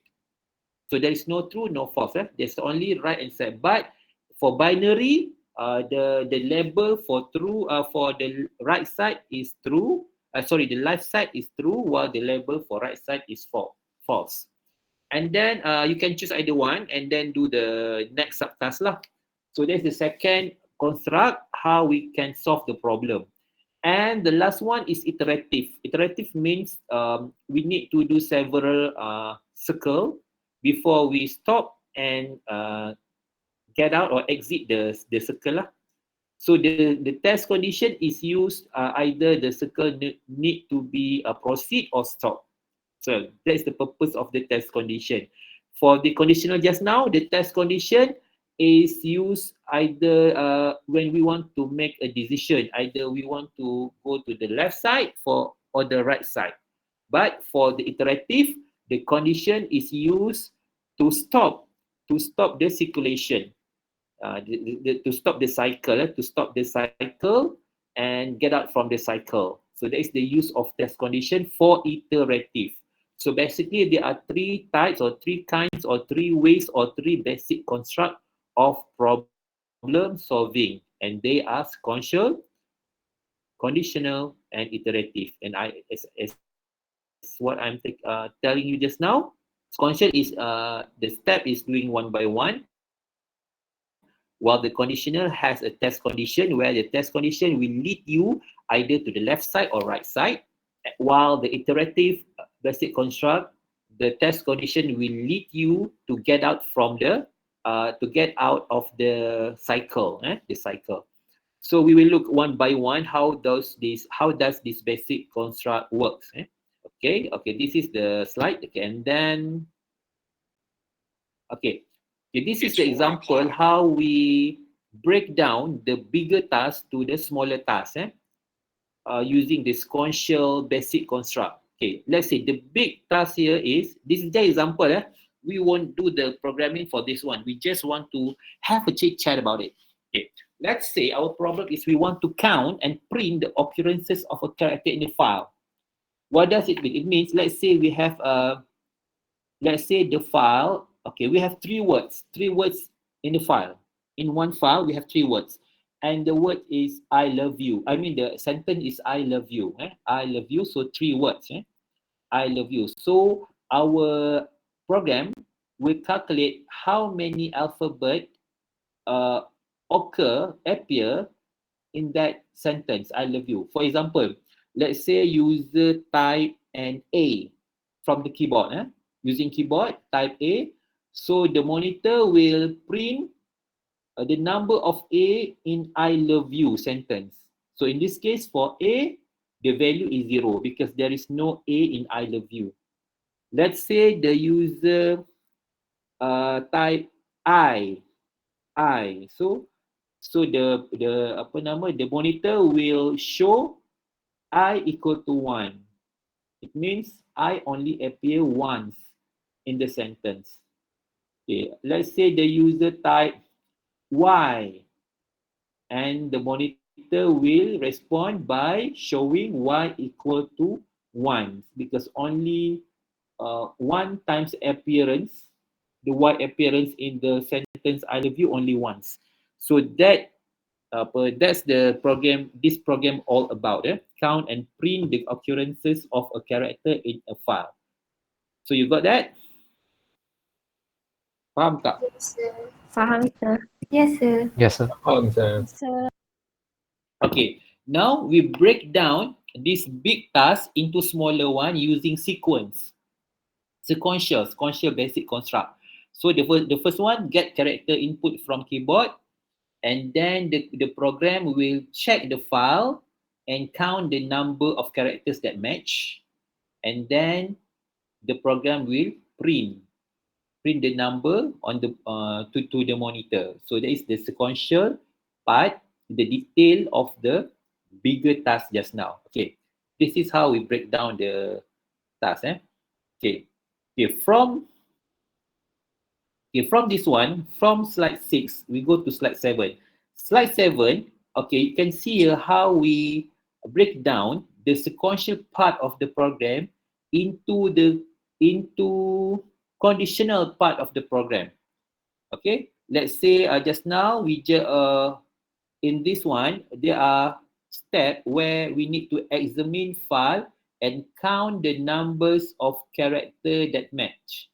It mean after user key in or use the keyboard to key in the data, and then the program will check the file and find out how many characters match to the input. So for that one, it will become like this. Test character, if match, increment 1 counter.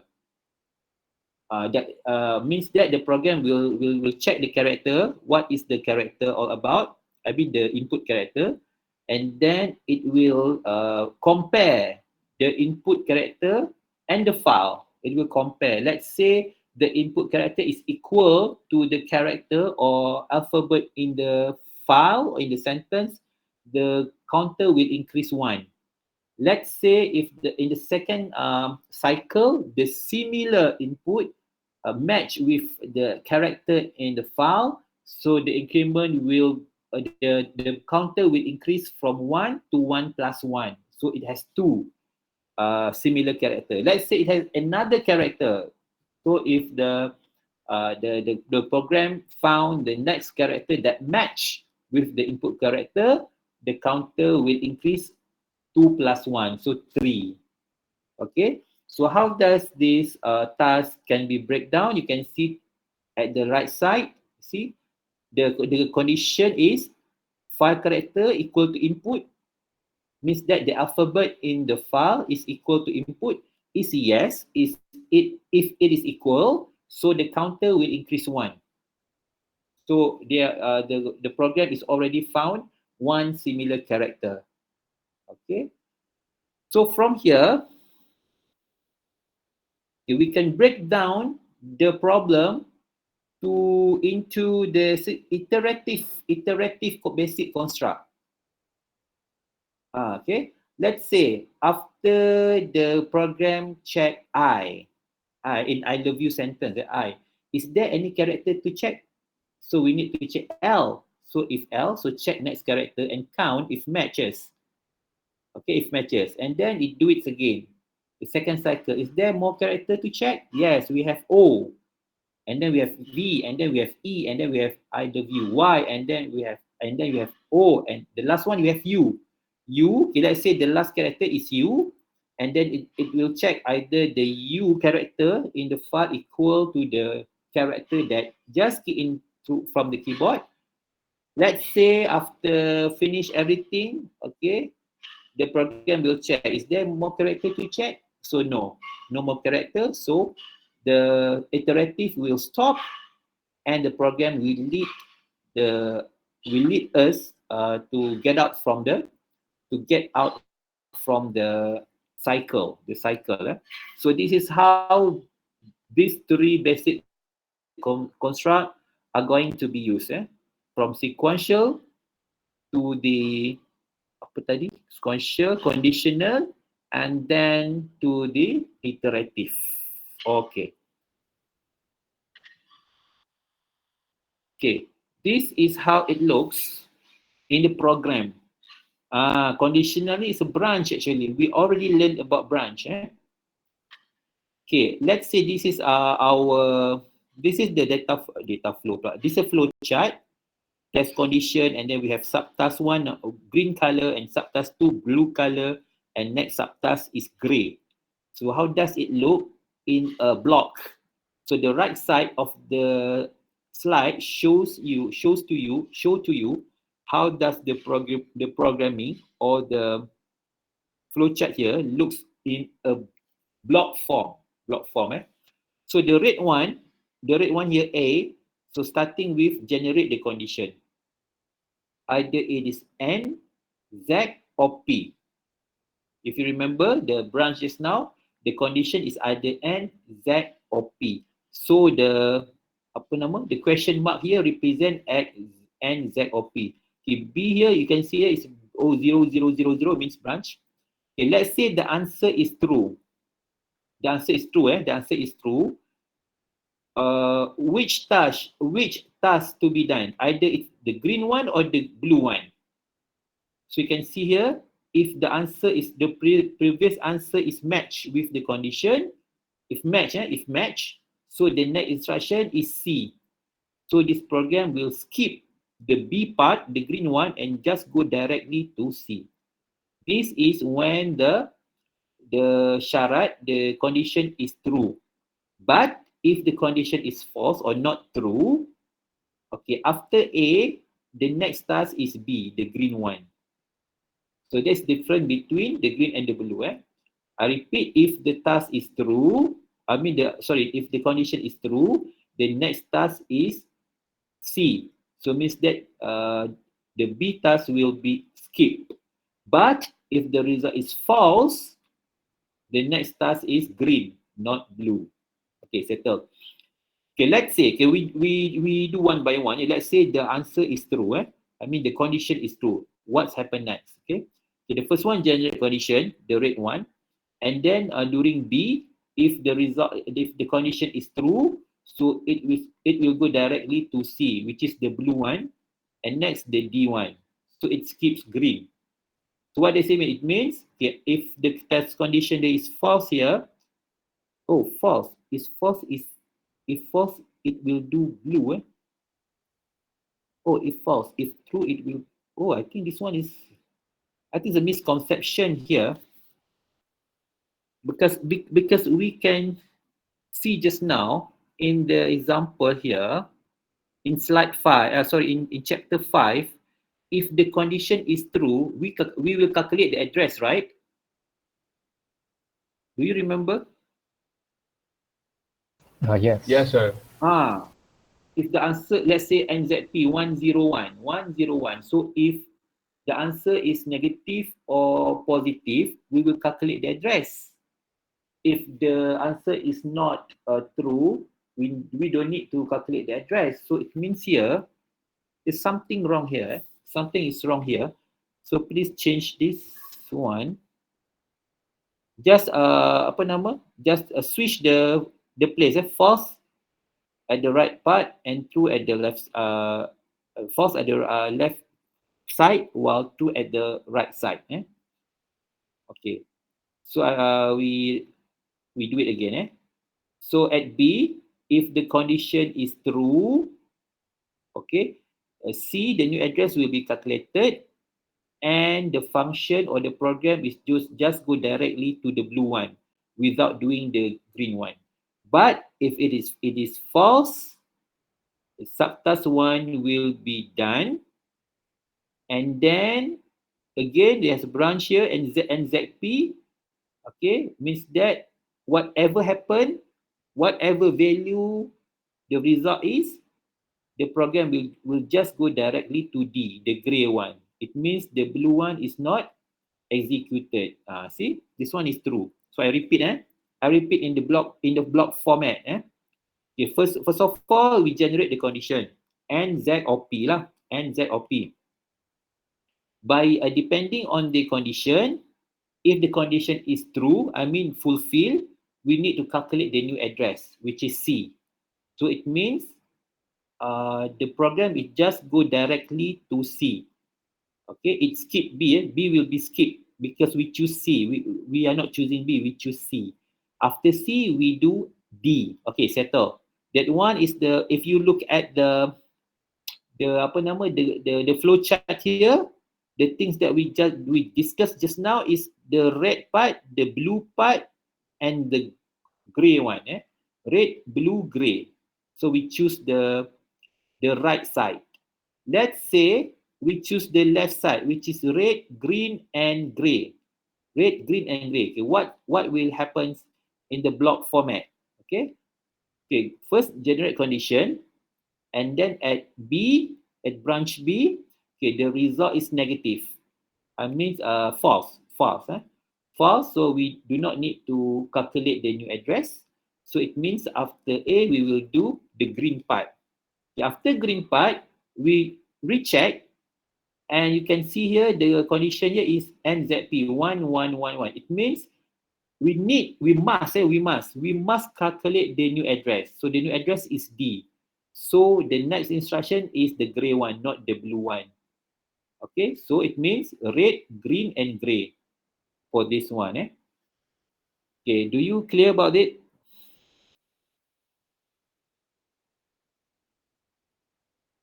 Clear, sir. Okay, young girls, how about girls? Are you clear about it? Yes, sir. Faham, sir. Betul-betul faham ke?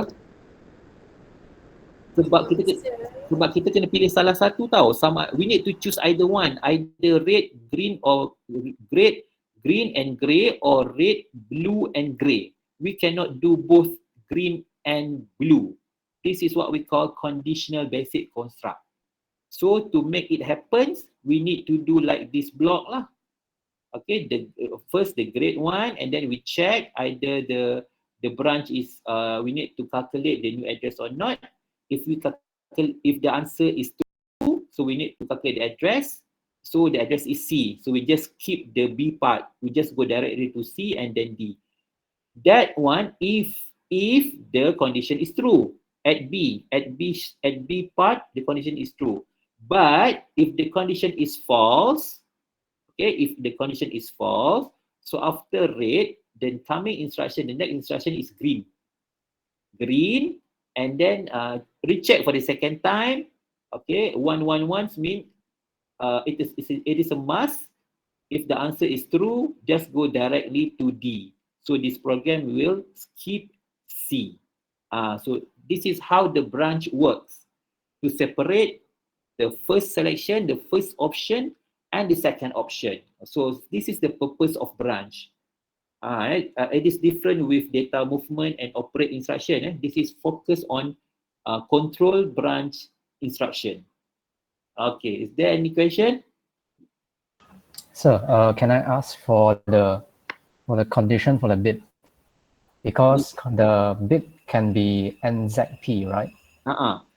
So if negative means it is false. No.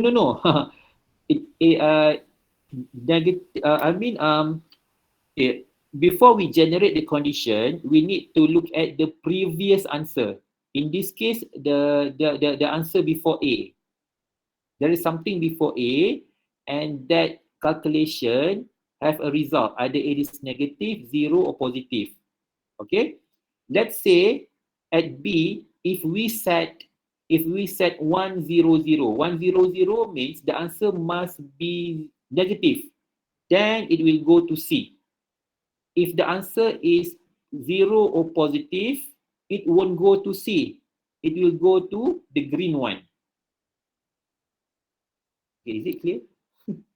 So that means the bit haven't been created. Is it? It has to be based on the previous answer. Yeah. Oh, okay. Based on the previous answer. Okay, thank you, sir. But for this one, unconditional branch, it doesn't consider any answer. It must be done. The branch will be execute whatever the answer is, either it's negative, 0, or positive.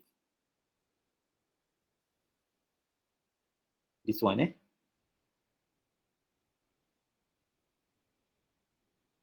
Okay, Yeah, understand, sir. Okay. Lain? The rest, how about the rest? Tak faham tanya, jangan diam. Lagi sekali sir. Lagi sekali yang mana? Banyak ni, yang mana satu ni? Yang tanya tadi tu. Macam mana? Contoh untuk condition tu jadi false. Contoh condition tu jadi false. Okay. Before A, there must be something before A tau. There must be something before A because we want to know the result. Okay. Let's say if we set the result. Let's say the result is negative. Okay, we set here. Okay, if negative, what is happening next? What will happen next? Okay, let's say we set here 100. 100 means the C will be taken if the previous answer is negative. So if the previous answer is negative, C will be taken. So B will be ignored. If we don't want that to be happen, we don't want that to be happen. So make sure the previous answer is not negative. If the answer is not negative, okay, the green one will be executed. Okay, faham sir. Tu je. Actually, it is not as hard as what you think. You just need to think logically how to differentiate these both green and blue. If we already choose green, we cannot do blue. If we choose blue, we cannot do green. So how to realize that? So this is how we realize. We need to choose. We can choose either green or blue. So this is the way how we realize the technique. Like D here, like D, unconditional branch. Let's say we don't have this one. So what will happen? After green, the blue will be executed. So there is no choice. We need to do green, we will do green and we will do blue. So there is no choice. So there is not a conditional basic construct. Because the point of conditional basic construct is to differentiate, to make you choose. You need to choose either the green or the blue one. If we do green, so we need to skip blue. If you want to skip blue, we need to do this one. Means the branch here is 1, 1, 1. So it is a must. After green, it is a must to skip to D. You not need to do blue. This is the purpose of the branch at after green area. But the branch before green area, the purpose is to make you choose either you want to do the green one or the blue one. If it is false, the green will be executed. After green, it is a gray. This is a gray. But if it is true, means that the green will not be done. It just go directly to C part, the blue part. After blue, it is grey. Macam mana? Okey tak?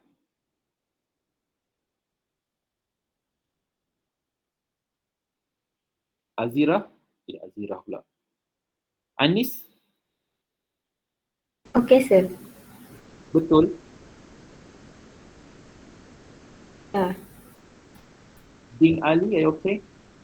I'm okay, sir. Understand. Okay, Fatin Nabila? Okay, sir. Okay, Fatin Nabila, cuba cerita balik pada saya. Let me know how the conditional works. Conditional basic construct works. Cuba cerita balik. Contoh kalau condition yang kita bagi tu adalah negatif. So kalau input kira input macam previous answer tu, kalau dia negatif, then dia jadi true. So dia kena buat terus ke C block subtask tu. Kalau dia bukan negatif, dia kena buat subtask 1. Okay, lepas buat subtask 1 pergi mana? Lepas dia buat subtask 1, baru dia boleh pergi D. D, yes, true, betul. As easy as that. Thank you very much, Fatin. Maizatul Syuhaidah? Yes, sir. Okay, cuba cerita dekat saya. Apa yang berlaku? Bagaimana ia berlaku? Macam yang Fatin cakap tadi yang saya fahaman, yang kalau jadi negatif, dia akan pergi ke C. Tapi kalau dia ni, dia akan pergi dekat subtask 1. Lepas tu pergi kat grey. Sebab dia kena pilih salah satu je kan. Ya. Itu kalau itu if the condition is 100 lah. Sebab tu dia nak tengok kalau jawapan previous tu negatif, baru dia buat. But kalau if we set 101, so if the answer is negative or positive lah. Okay, if we set 010, so it means if the answer is 0, the C will be taken. It depends on what we set at the conditional NZP. Okay, so this one is for conditional. Let's see the iterative. How does the branch instruction works for iterative basic construct? You listen at you focus on my words, How the branch works, how the branch 000 branch instruction works for conditional and for iterative. So that is the purpose of branch instruction that we learned just now.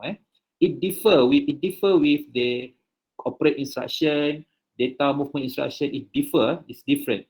But for branch instruction, this is the purpose of branch instruction, to differentiate the conditional and the iterative. Okay. Now we look at the iterative part. How does it work? Okay, for iteration or iterative, see the flow chart here. Okay, started with test condition and then subtask, and then the subtask, the green one, will be executed for several times before it is stopped, and then we will get out from the circulation, from the cycle to the next subtask. So in the block format, so this is how it looks. It started with generate condition. Okay, and then we check branch. We check the condition, is it true or false. If it is true, the green one will be if it is true, the C part will be done. Okay, but if it is false, the green part will be done. And again, you can see I think the flow chart is quite confusing. The true part should be go to the gray one, but the false part should be go to the green one. Similar like previous flow chart is confusing here. It's a bit of a confuse here. So please check and repair your slide. Okay, especially for the flow chart here. Yeah? So please switch the place for false and true, because we understand that if the condition is taken, is true, it will go to the gray part. The new address will be calculated. But if the result is false, the green one will be done. And then you see here, it recheck the branch. If it is NZP, it will go back to A. It will go back to A and generate condition. Let's say the condition is false. Again, the green one will be done. And then the next branch will force the program to go back to A until the condition is fulfilled, until the condition is true. Why? Because if the condition is true, the cycle will be stopped, the green one will be stopped, and the program will go directly to C part, next subtask. So that's the problem. They're quite confused here because in this slide, for A, you see, for A, if it is true, it will go to A. Means that it skip to A. It is true. But for C part, sepatutnya supposed to be, if it is true, it will go to C. If it is false, it's go to B. It's supposed to be like that. If we refer to the A part here, so it means what? So we can conclude that the flow chart got you need to correct the flow chart where the true and false part, you need to switch the place, the place. So same goes to the previous example here. If you see the second branch here, the second branch, if 111, it will go straight to D. What does it mean? It means if it is true, it will need to calculate the new address. That's for D. But if we look at the green part, the first branch here, okay, to our understanding, if the condition is true, it will go to C. We need to calculate the new address. But if it is false, we need to do the green part. That is towards our understanding based on the second branch. But in the flow chart, like we found just now, it's quite confusing because if it is true, the green one will be done. See, if it is false, the blue one. So we get confused a bit. Same goes this one in iterative. If true, the green one will be done. If false, the gray one will be done. So it's confused. So we can change that. We can change our understanding. That there is no problem about that. There's no issues. The point is about the branch condition. If it is true, we need to calculate the new address. If it is false, we just go straightly to the next instruction. If you still remember, in the past slide, in the chapter 5, it also execute by what we have understand about the program. We already learned about branch in the previous slides where we calculate the new address if the condition is true. So from there, so we implement that understanding here. So that's why we can conclude that this flow chart got some problem with the label. As easy as that. So that is what we do, what we call analysis. What I'm trying to do now, what I'm trying to show you is an analysis. We have two separate problems, and we can find out and then we find we reach the blur area, and then we can make our own decision based on what we have learned previously, what we understand previously, and current content. So the understanding is different for each people. But for me, I've already teach you how to justify the conclusion that we can make. If you have any question, or maybe you have other perspective, or maybe you have other view, let me know. Just ask me any question. Maybe your understanding is different if compared to me. So any question from you guys? No question, sir. No question. How about others? No question. No question, sir. Hafizuddin? Tak ada lagi sir. Oh, clear tak tentang branch ni? Clear tapi kalau nanti saya tanya sir. Okay. Saya faham. I understand that you will not get 100% what I'm trying to tell you. It's okay. It's okay. I don't put any hope that you understand 100%. But at least you have foundation. It makes you think a bit what is happening. So from there, you yourself will look for the answer. That is what I want. You just don't you're not just sit and listen what I'm telling you and just forget about everything. No, I don't want that. So if you don't understand 100%, it's okay. No problem with that. Ni Hasni, is it okay? Okay, sir. Betul, clear. Yang iteration ni test condition, yang false tu kena tukar pada true. Kalau dia true, teruskan next subtest. Kalau false, dia stay pusing-pusing sampai dah jumpa dalam penyelesaian dia. Macam tu, sir. Betul. Okay. Kita boleh buat conclusion ni sebab berdasarkan pada contoh-contoh sebelum ni.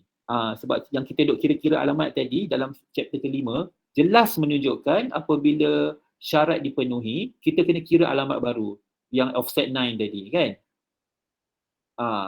So dari situ kita boleh buat conclusion lah. We need to change or switch the false and true in the flow chart. Okay, that is about the conditional and iteration using branch. Okay, settle. Okay, this one we can skip. This is the example how we break down the big problem into a sequential form, the sequential format of problem solving lah. You can see here the big one problem here, break down to the A, B, C part, okay, using sequential basic construct. And then this one, from the B part, here you can see the B part scan the file location by location, incrementing the counter if the character matches, kan? So from here, from the P part, it will be break down into the iterative basic construct, you see? There is a cycle here, okay? And then from here, we have, in B, we have B1. So from B1, we can break down B1 into 2 subtasks, but it's still in iterative basic construct, okay? 2 tasks, from 1 task into 2 tasks, B2 and B3, but it is still use the iteration basic construct. And then from there, okay, from B2 and B3 just now, we can break down the problem into B2 and B3. B2, it implies implement the conditional basic construct. B3, it implement the sequential basic construct. Okay, it's combination of both basic construct. And then the bigger part of this one, it still implement the the iterative basic construct. So 3 basic construct here. The B2 part, the B2 implement the conditional, B3 implements sequential, but the big part here, from B3 to the top here, is still use the iterative part. So it means in one program, we can combine all 3 basic construct. We can use sequential, we can use iterative, we can use conditional. And how to use it? So to use it, we need to use branch lah, as what we have learned just now, the block diagram here, slide 11 and slide 12. So this is how we implement in the program. So from this one just now, okay, we already break down into 3 basic construct, and then the next part, okay, after that we can change the flow chart into machine language. So 01001 is a machine language. So this is the foundation of our program. Chapter 2. We go back to chapter 2. So this is the programming language that we want to write. 010101. So that is all the overall looks of the program. So after we write this, actually this is just a theory lah. In our class, we not do the programming part. It is just a theory, and you need to understand the theory and how the structure of the programming or the problem solving. So that's the things lah. So the problem solving. So while typing the coding, okay, there's a process named debugging. Debugging is a process of finding out the problem if our coding, our program is not working. Sometimes it's jammed. When we do a coding, for the IT people, when they do coding, programming, sometimes the programming get fault. It has error in the programming. So to find out the error, we need to debug. The term is debug. Gunakan perkataan debug. Please use this word, debug. Debug means we want to find bug, the error in the program. Okay, debugging is the process. So okay, this one is skip. We skip this. This one we skip. Okay, this one. So when we debug to find out error, so we may find three types of error. The possibility, we may find three types of error. Either it is syntax error, logic error, or data error. Okay, what does it mean? Okay, in the simple words, I explain to you in the simple words. Syntax error means something, the error that happened in the programming itself. For example, we do the typing error. Let's say the programming asks you to put comma, so you do not put comma. If the programming need you to put a nokta, a dot, a full stop, and you don't put the full stop, so the syntax error will occur. So it is all about syntax, the typing error, the typing error. Because if we want to write a program, we must follow a format. This one is in chapter 7. Chapter 7 pula. Chapter 7, chapter 7 we will learn about programming format. Programming format. For example, it's simple. Like we write a sentence, we need to put a full stop. We need to use a alphabet. Apa nama tulisan besar? A capital letter. Yes, capital letter. Thank you very much. If we want to if we must use capital letter, but we we use the small case. So the syntax error will be occur in that event. Okay, so that is what it means by syntax error. It's all about typing error. Logic error is something that relate to logic. For example, for example,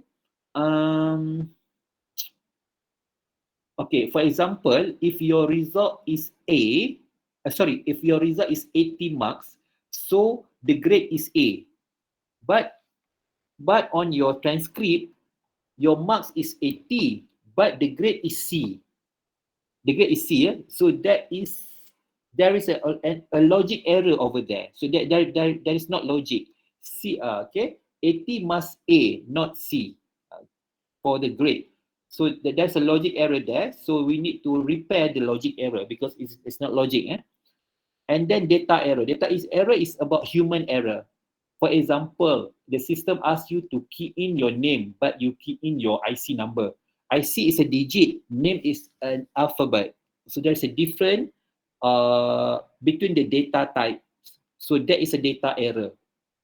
Let's say if the system asks you to key in your age, it's a number, but you key in your month of birth or your name. So it's a data error, because you key in alphabet instead of numbers. So that is the simplest way how can I explain to you about these three types of errors that you may find while you do the debugging process. So there's 4 new terms for you in this part. New terms for you: debugging, syntax, logic, data. Perkataan baru, new words for you.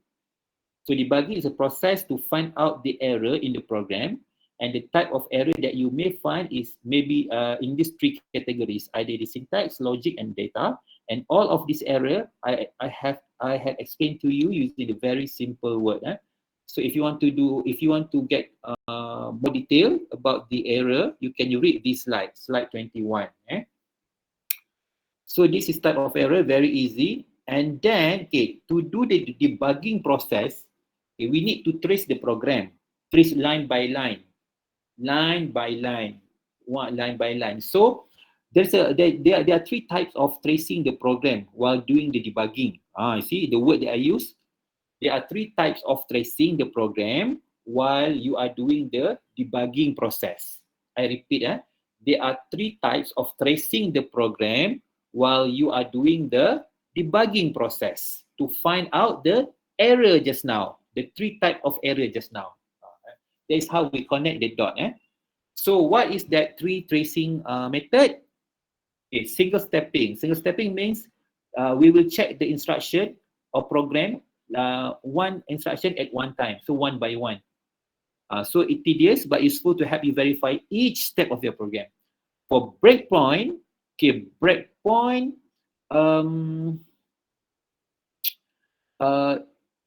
the tracing method will check the program for several instruction in one time. Several instruction in one time. It will stop when it reach a specific instruction. We set it. We set where the tracing method need to stop. We as a programmer, we will set it. So the breakpoint will stop after several instruction is executed in one time. So that is breakpoint. But for watch point, the watch points mean we check the program until the register, the content of the register changes. There is a changes in the content of register. The R1, R0, R2 that we learned just now, or the R1, the SR, DR, DR, apa lagi? Source, SRC dengan DST or DR or SR. So if there's a changes in register, the tracing method will be stopped just to make sure the value is correct. There's no error in the register. So that is what we call watch point method. Okay, so there is three tracing method in debugging process for finding out the error. So there are three errors and there are three types of tracing. I hope you are not confusing between debugging, error, and tracing method. I already combined these all three into one sentence where I can repeat it. Okay, so there are three types of tracing method while debugging process. So we do the debugging process in order to find out the error that makes our program cannot be executed. That is why sometimes kan bila you, let's say you use ATM machines, sometimes you already make your you already choose or press your option. You already choose whatever you want to choose, but it goes to another interface, not as what you expected. But when you do it for the second times, it's correct. So that is what we call an error. An error sometimes error can be fixed automatically. Sometimes cannot. Okay, sometimes cannot, especially for syntax error. For syntax error lah, we need to change, we need to repair the coding. But for data error, we as a user, we can fix the problem. While the logic error, we need to change the coding as well. Like apa lagi error? Like web, internet banking. Internet banking, sometimes you already key in your email, your ID and password, but the system will not lead you to the expected page. Sometimes it go to another page. So it means there is an error over there. Maybe logic error. you need to log out and refresh the page and then open it back. Reopen the page and everything will go fine.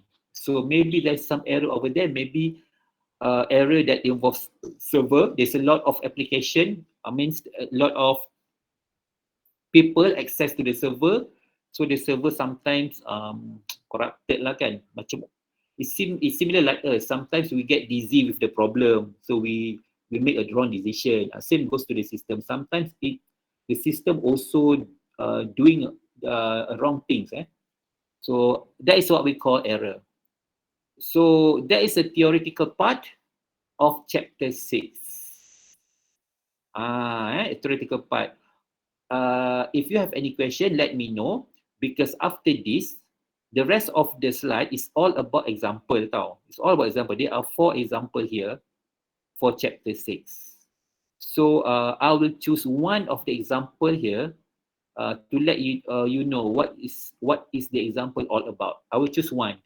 But before that, you need to understand the theoretical part of this chapter, which is about the error, about the debugging process, about the tracing method, about the basic construct.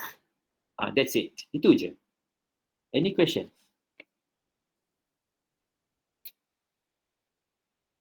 Okay, the first one. No questions, sir. Okay, the first one, the question about basic construct. So how many basic construct that we have?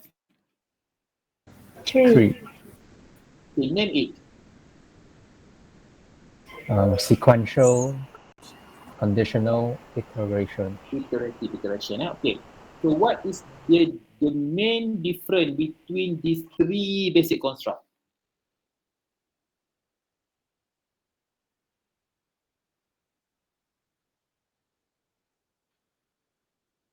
The main difference, only one difference, the big one between these 3 or 2 type of basic construct.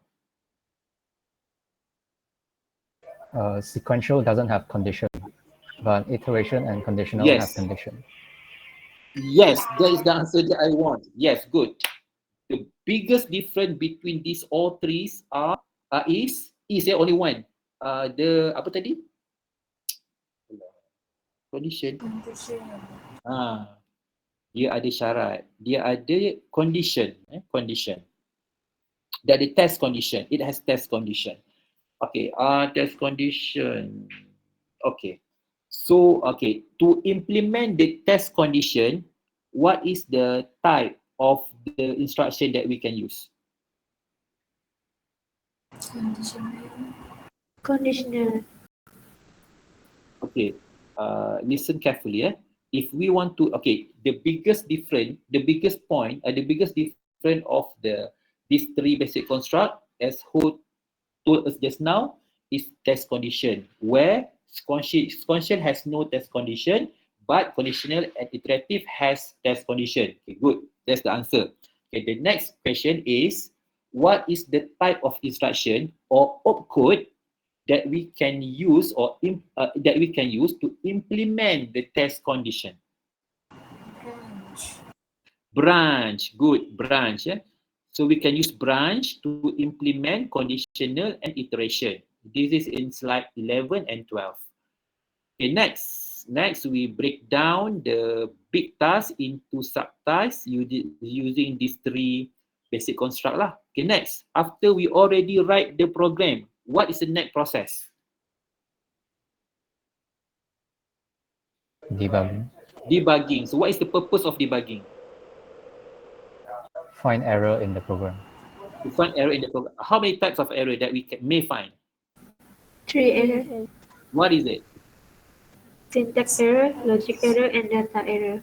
Okay, now we go detail on syntax errors. What is syntax error? What do you understand about syntax error?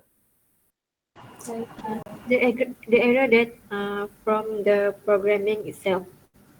Contoh dia macam comma, capital letters. Yes. Okay, good. And then, okay, what you can explain about the first error just now? The first error is syntax error. Logic error. The second one. Logic error is doesn't match. Doesn't Macam match yang what? saya cakap tadi, kalau contoh kalau 80A, lepas tu dia cakap 80 tu C. So it's not logic, right? Yes.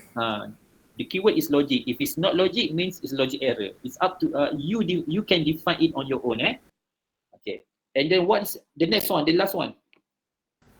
Data error is a human error.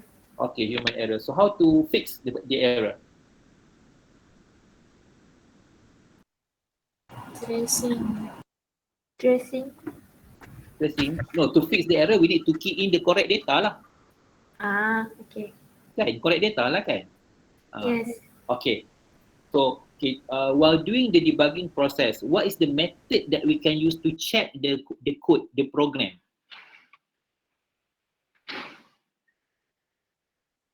Tracing. What is the method that we can use to check the program? Single tracing. Single stepping, breakpoints, and watch points. Okay, what is the explanation about the single stepping? Check the code line by line. Check the code line by line. Okay, the breakpoints? Several points in one time. Okay, I answer it for you. Several points in one time. What watch points? When register change. Okay, when the value in the register change. Do you still remember the register? Where is the location of the register? In the memory, CPU, or input or output? Come on. Satu lagi. Where is the location of the register? In memory. CPU sayang. CPU. Dia R0, R1, R2, R3 until R7. Dapat tak? Faham tak?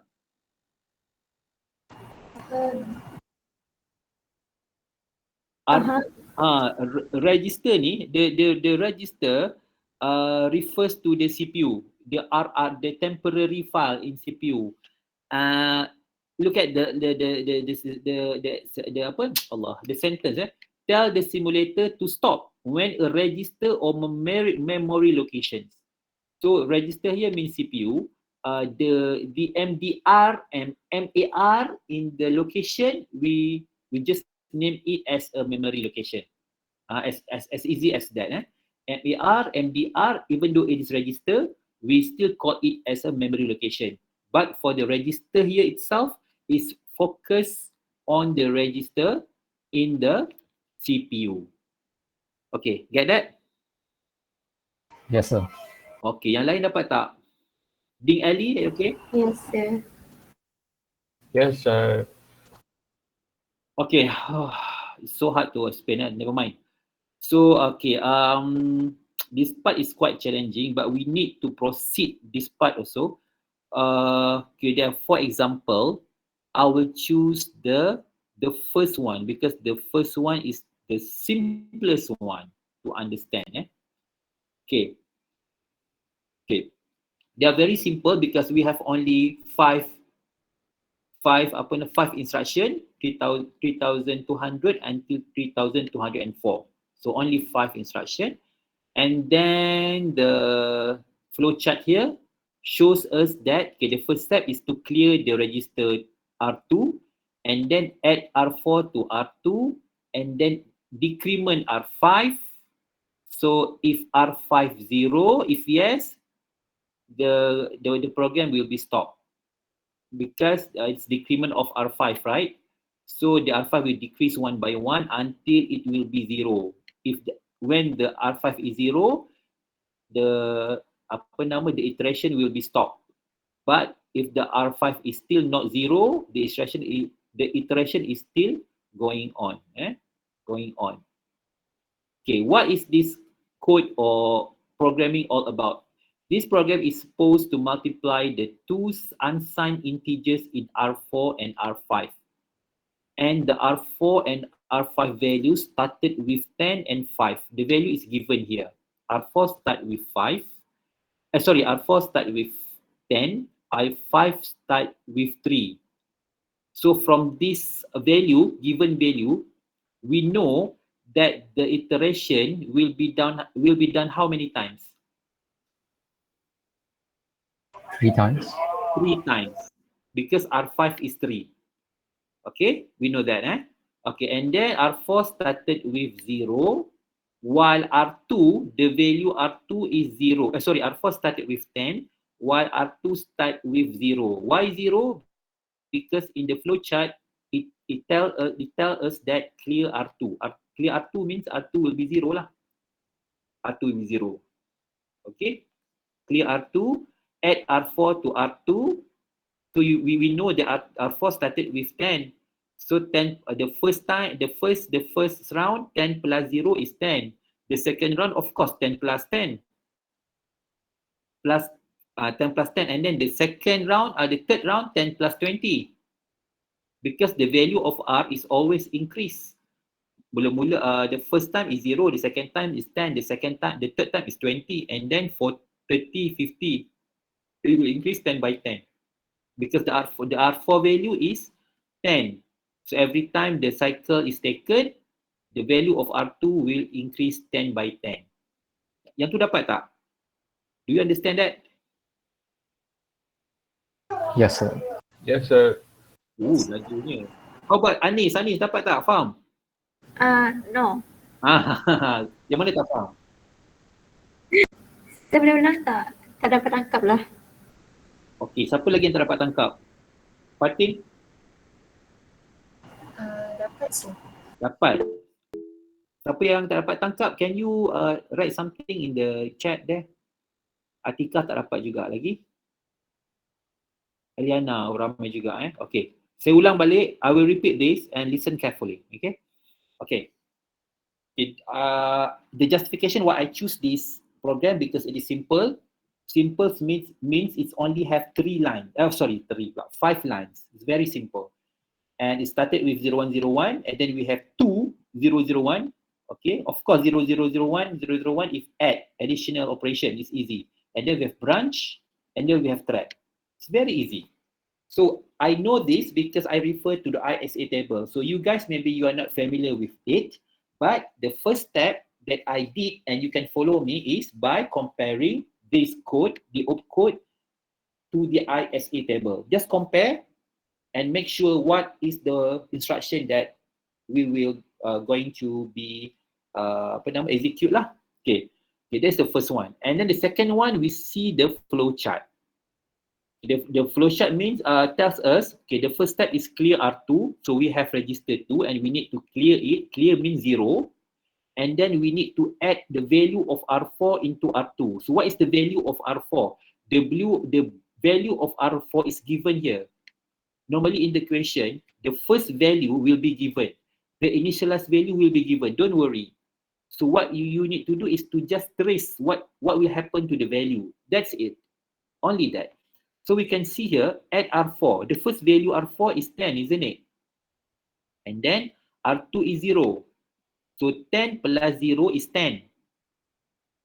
Okay, so the new value for R2 is 10 because add R4 to R2, not R2 to R4, you know. Add R4 to R2. So the result will be in R2, not R4. You clear that?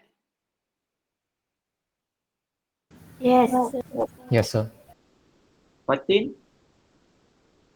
Yes, sir. Okay. Make sure betul-betul faham Fatin ya. Faham, sir. Okay. Kita simpan, we keep the result in R2, not R4. R4 will carry the 10 value at one time. So 10 plus 0, keep in R2. So R2 become 10. And then decrement R5. R5 started with 3. So 3 minus 1 is 2. Now we check. Is R5 equal to 0? No, because R5 is 2. So we need to, if no, we need to go back to add R4 to R2. Okay, the second round, the value of R4 is still 10, but the value of R2 is already 10. So 10 plus 10 become 20. 20. The latest value of R2 is 20. Okay, now decrement R5. Okay, the latest value of R5 is 2 because we already decreased the value just now. So 2 plus 1 is 1. 2 plus 1 is 1. So is it R5 equal to 0?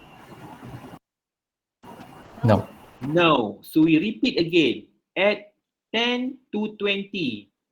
10 plus 20 is 30. 30. 30. The latest value of R2 is 30. Decrement R5. What is the value of the current value of R5 just now? 1. 1 already. Okay, 1. Is R5 equal to 0? No. So we repeat again. 10 plus 30 is 40. And then decrement 1 minus 1 is 0. So is R5 0? Yes. Yes. So we quit from the cycle. So what is the last value of R2? 40. 40. Okay, let's check together either it is correct or wrong. See, the result R2 is 40. True, it's true. Not 30. Not 30 ni error actually. Why this thing happen? There is an explanation in next slide. Don't worry. So we already did the tracing method just now, line by line. So we got the latest value of R2 is 40. So it's true. Okay, what happening here? The 30 here happens when, look at it. This is the example.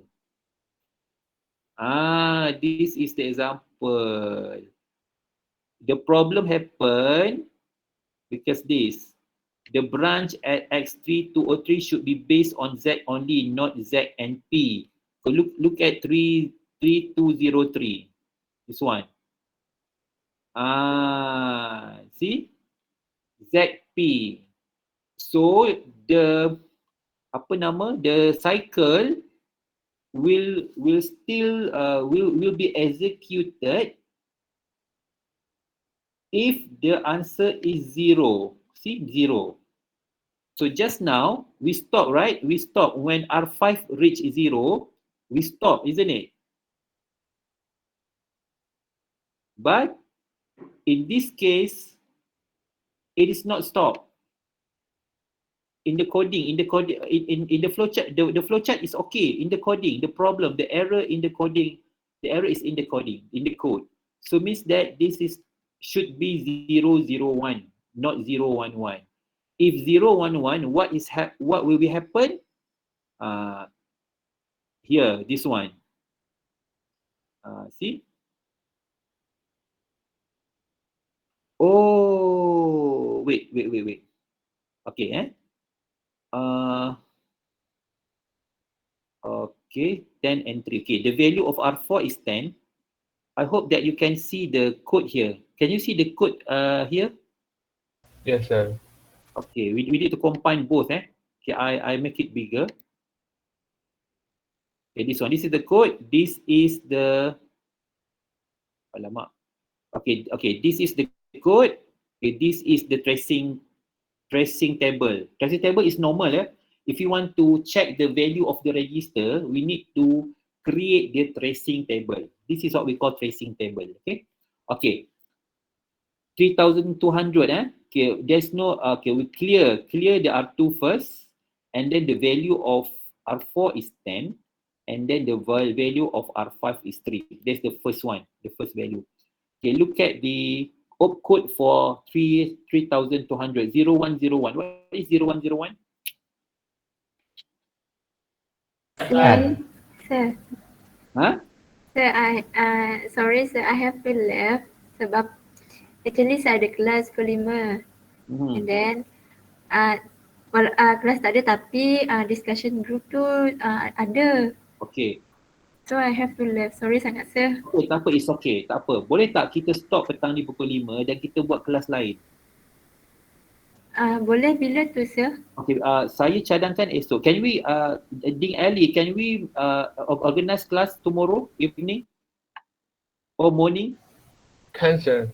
Can? Right. Yeah. How about others? Kalau boleh, bagi tahu saya. Evening boleh sir, pagi dan petang ada kelas. Evening pukul berapa? Pukul 2-4 boleh? Esok? Boleh, so far okay. Boleh sir. Okay, yang lain okay? Okay. Yeah, okay. Hafiz? 2-4. 2 hingga 4 kan? sir. Boleh? Boleh sir. Okay. Okay, Ada kelas sir. apa dia? Ada kelas. Oh, 2-4 ada kelas. Pagi dan petang ada kelas. Malam je. Oh, malam tak nak malam, kita penat malam. Tengah hari? Tomorrow evening, it's okay. What time, sir? We still in discussion because your friend has class 2 to 4 o'clock and also in the morning. So I would like to recommend during lunch hour.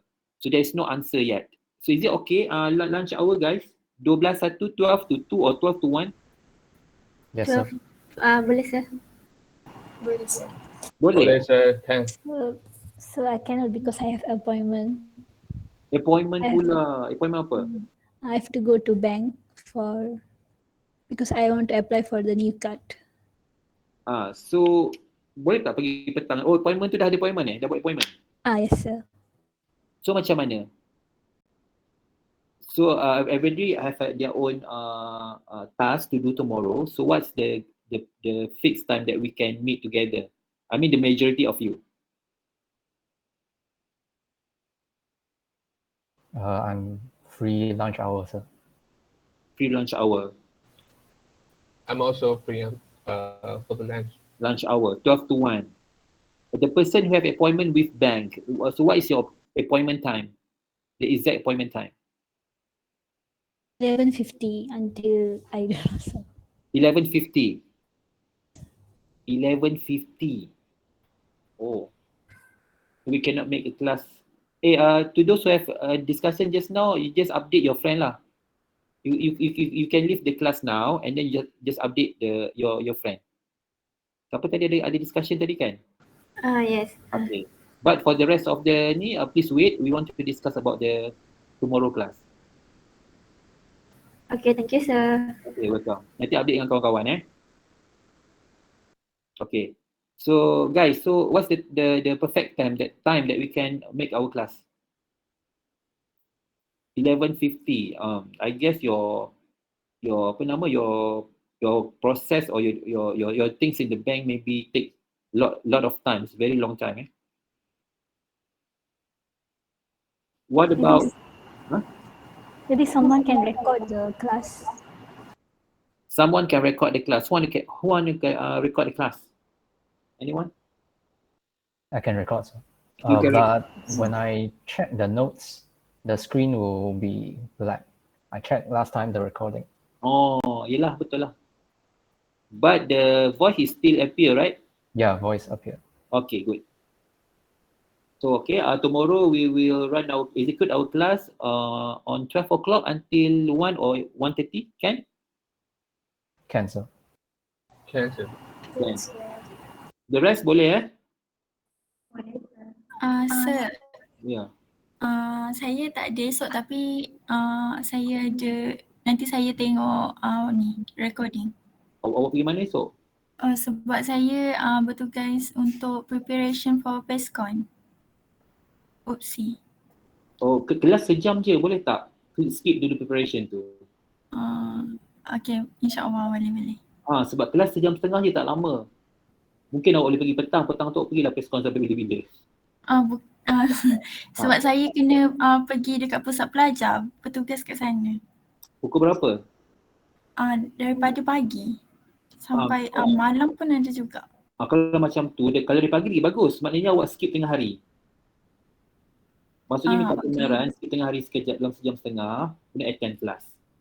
Alright. Sebab awak dah start daripada pagi kan, mesti tengah hari tu orang tahu awak penat kan? Mesti awak boleh kan? Boleh jadi alasan kan? Macam tu. Okay, sir. Boleh ya? Okay, terima kasih. Yang lain? Tak ada ya? Okay. Esok kita buat kelas. Tomorrow we will hold a class on 12 o'clock until 1:30. Okay. Until then, see you tomorrow. Bye. Bye, Thank you, sir. sir. Thank you, sir. Thank you, sir. Thank you, sir. Welcome. Thank you, sir. Welcome.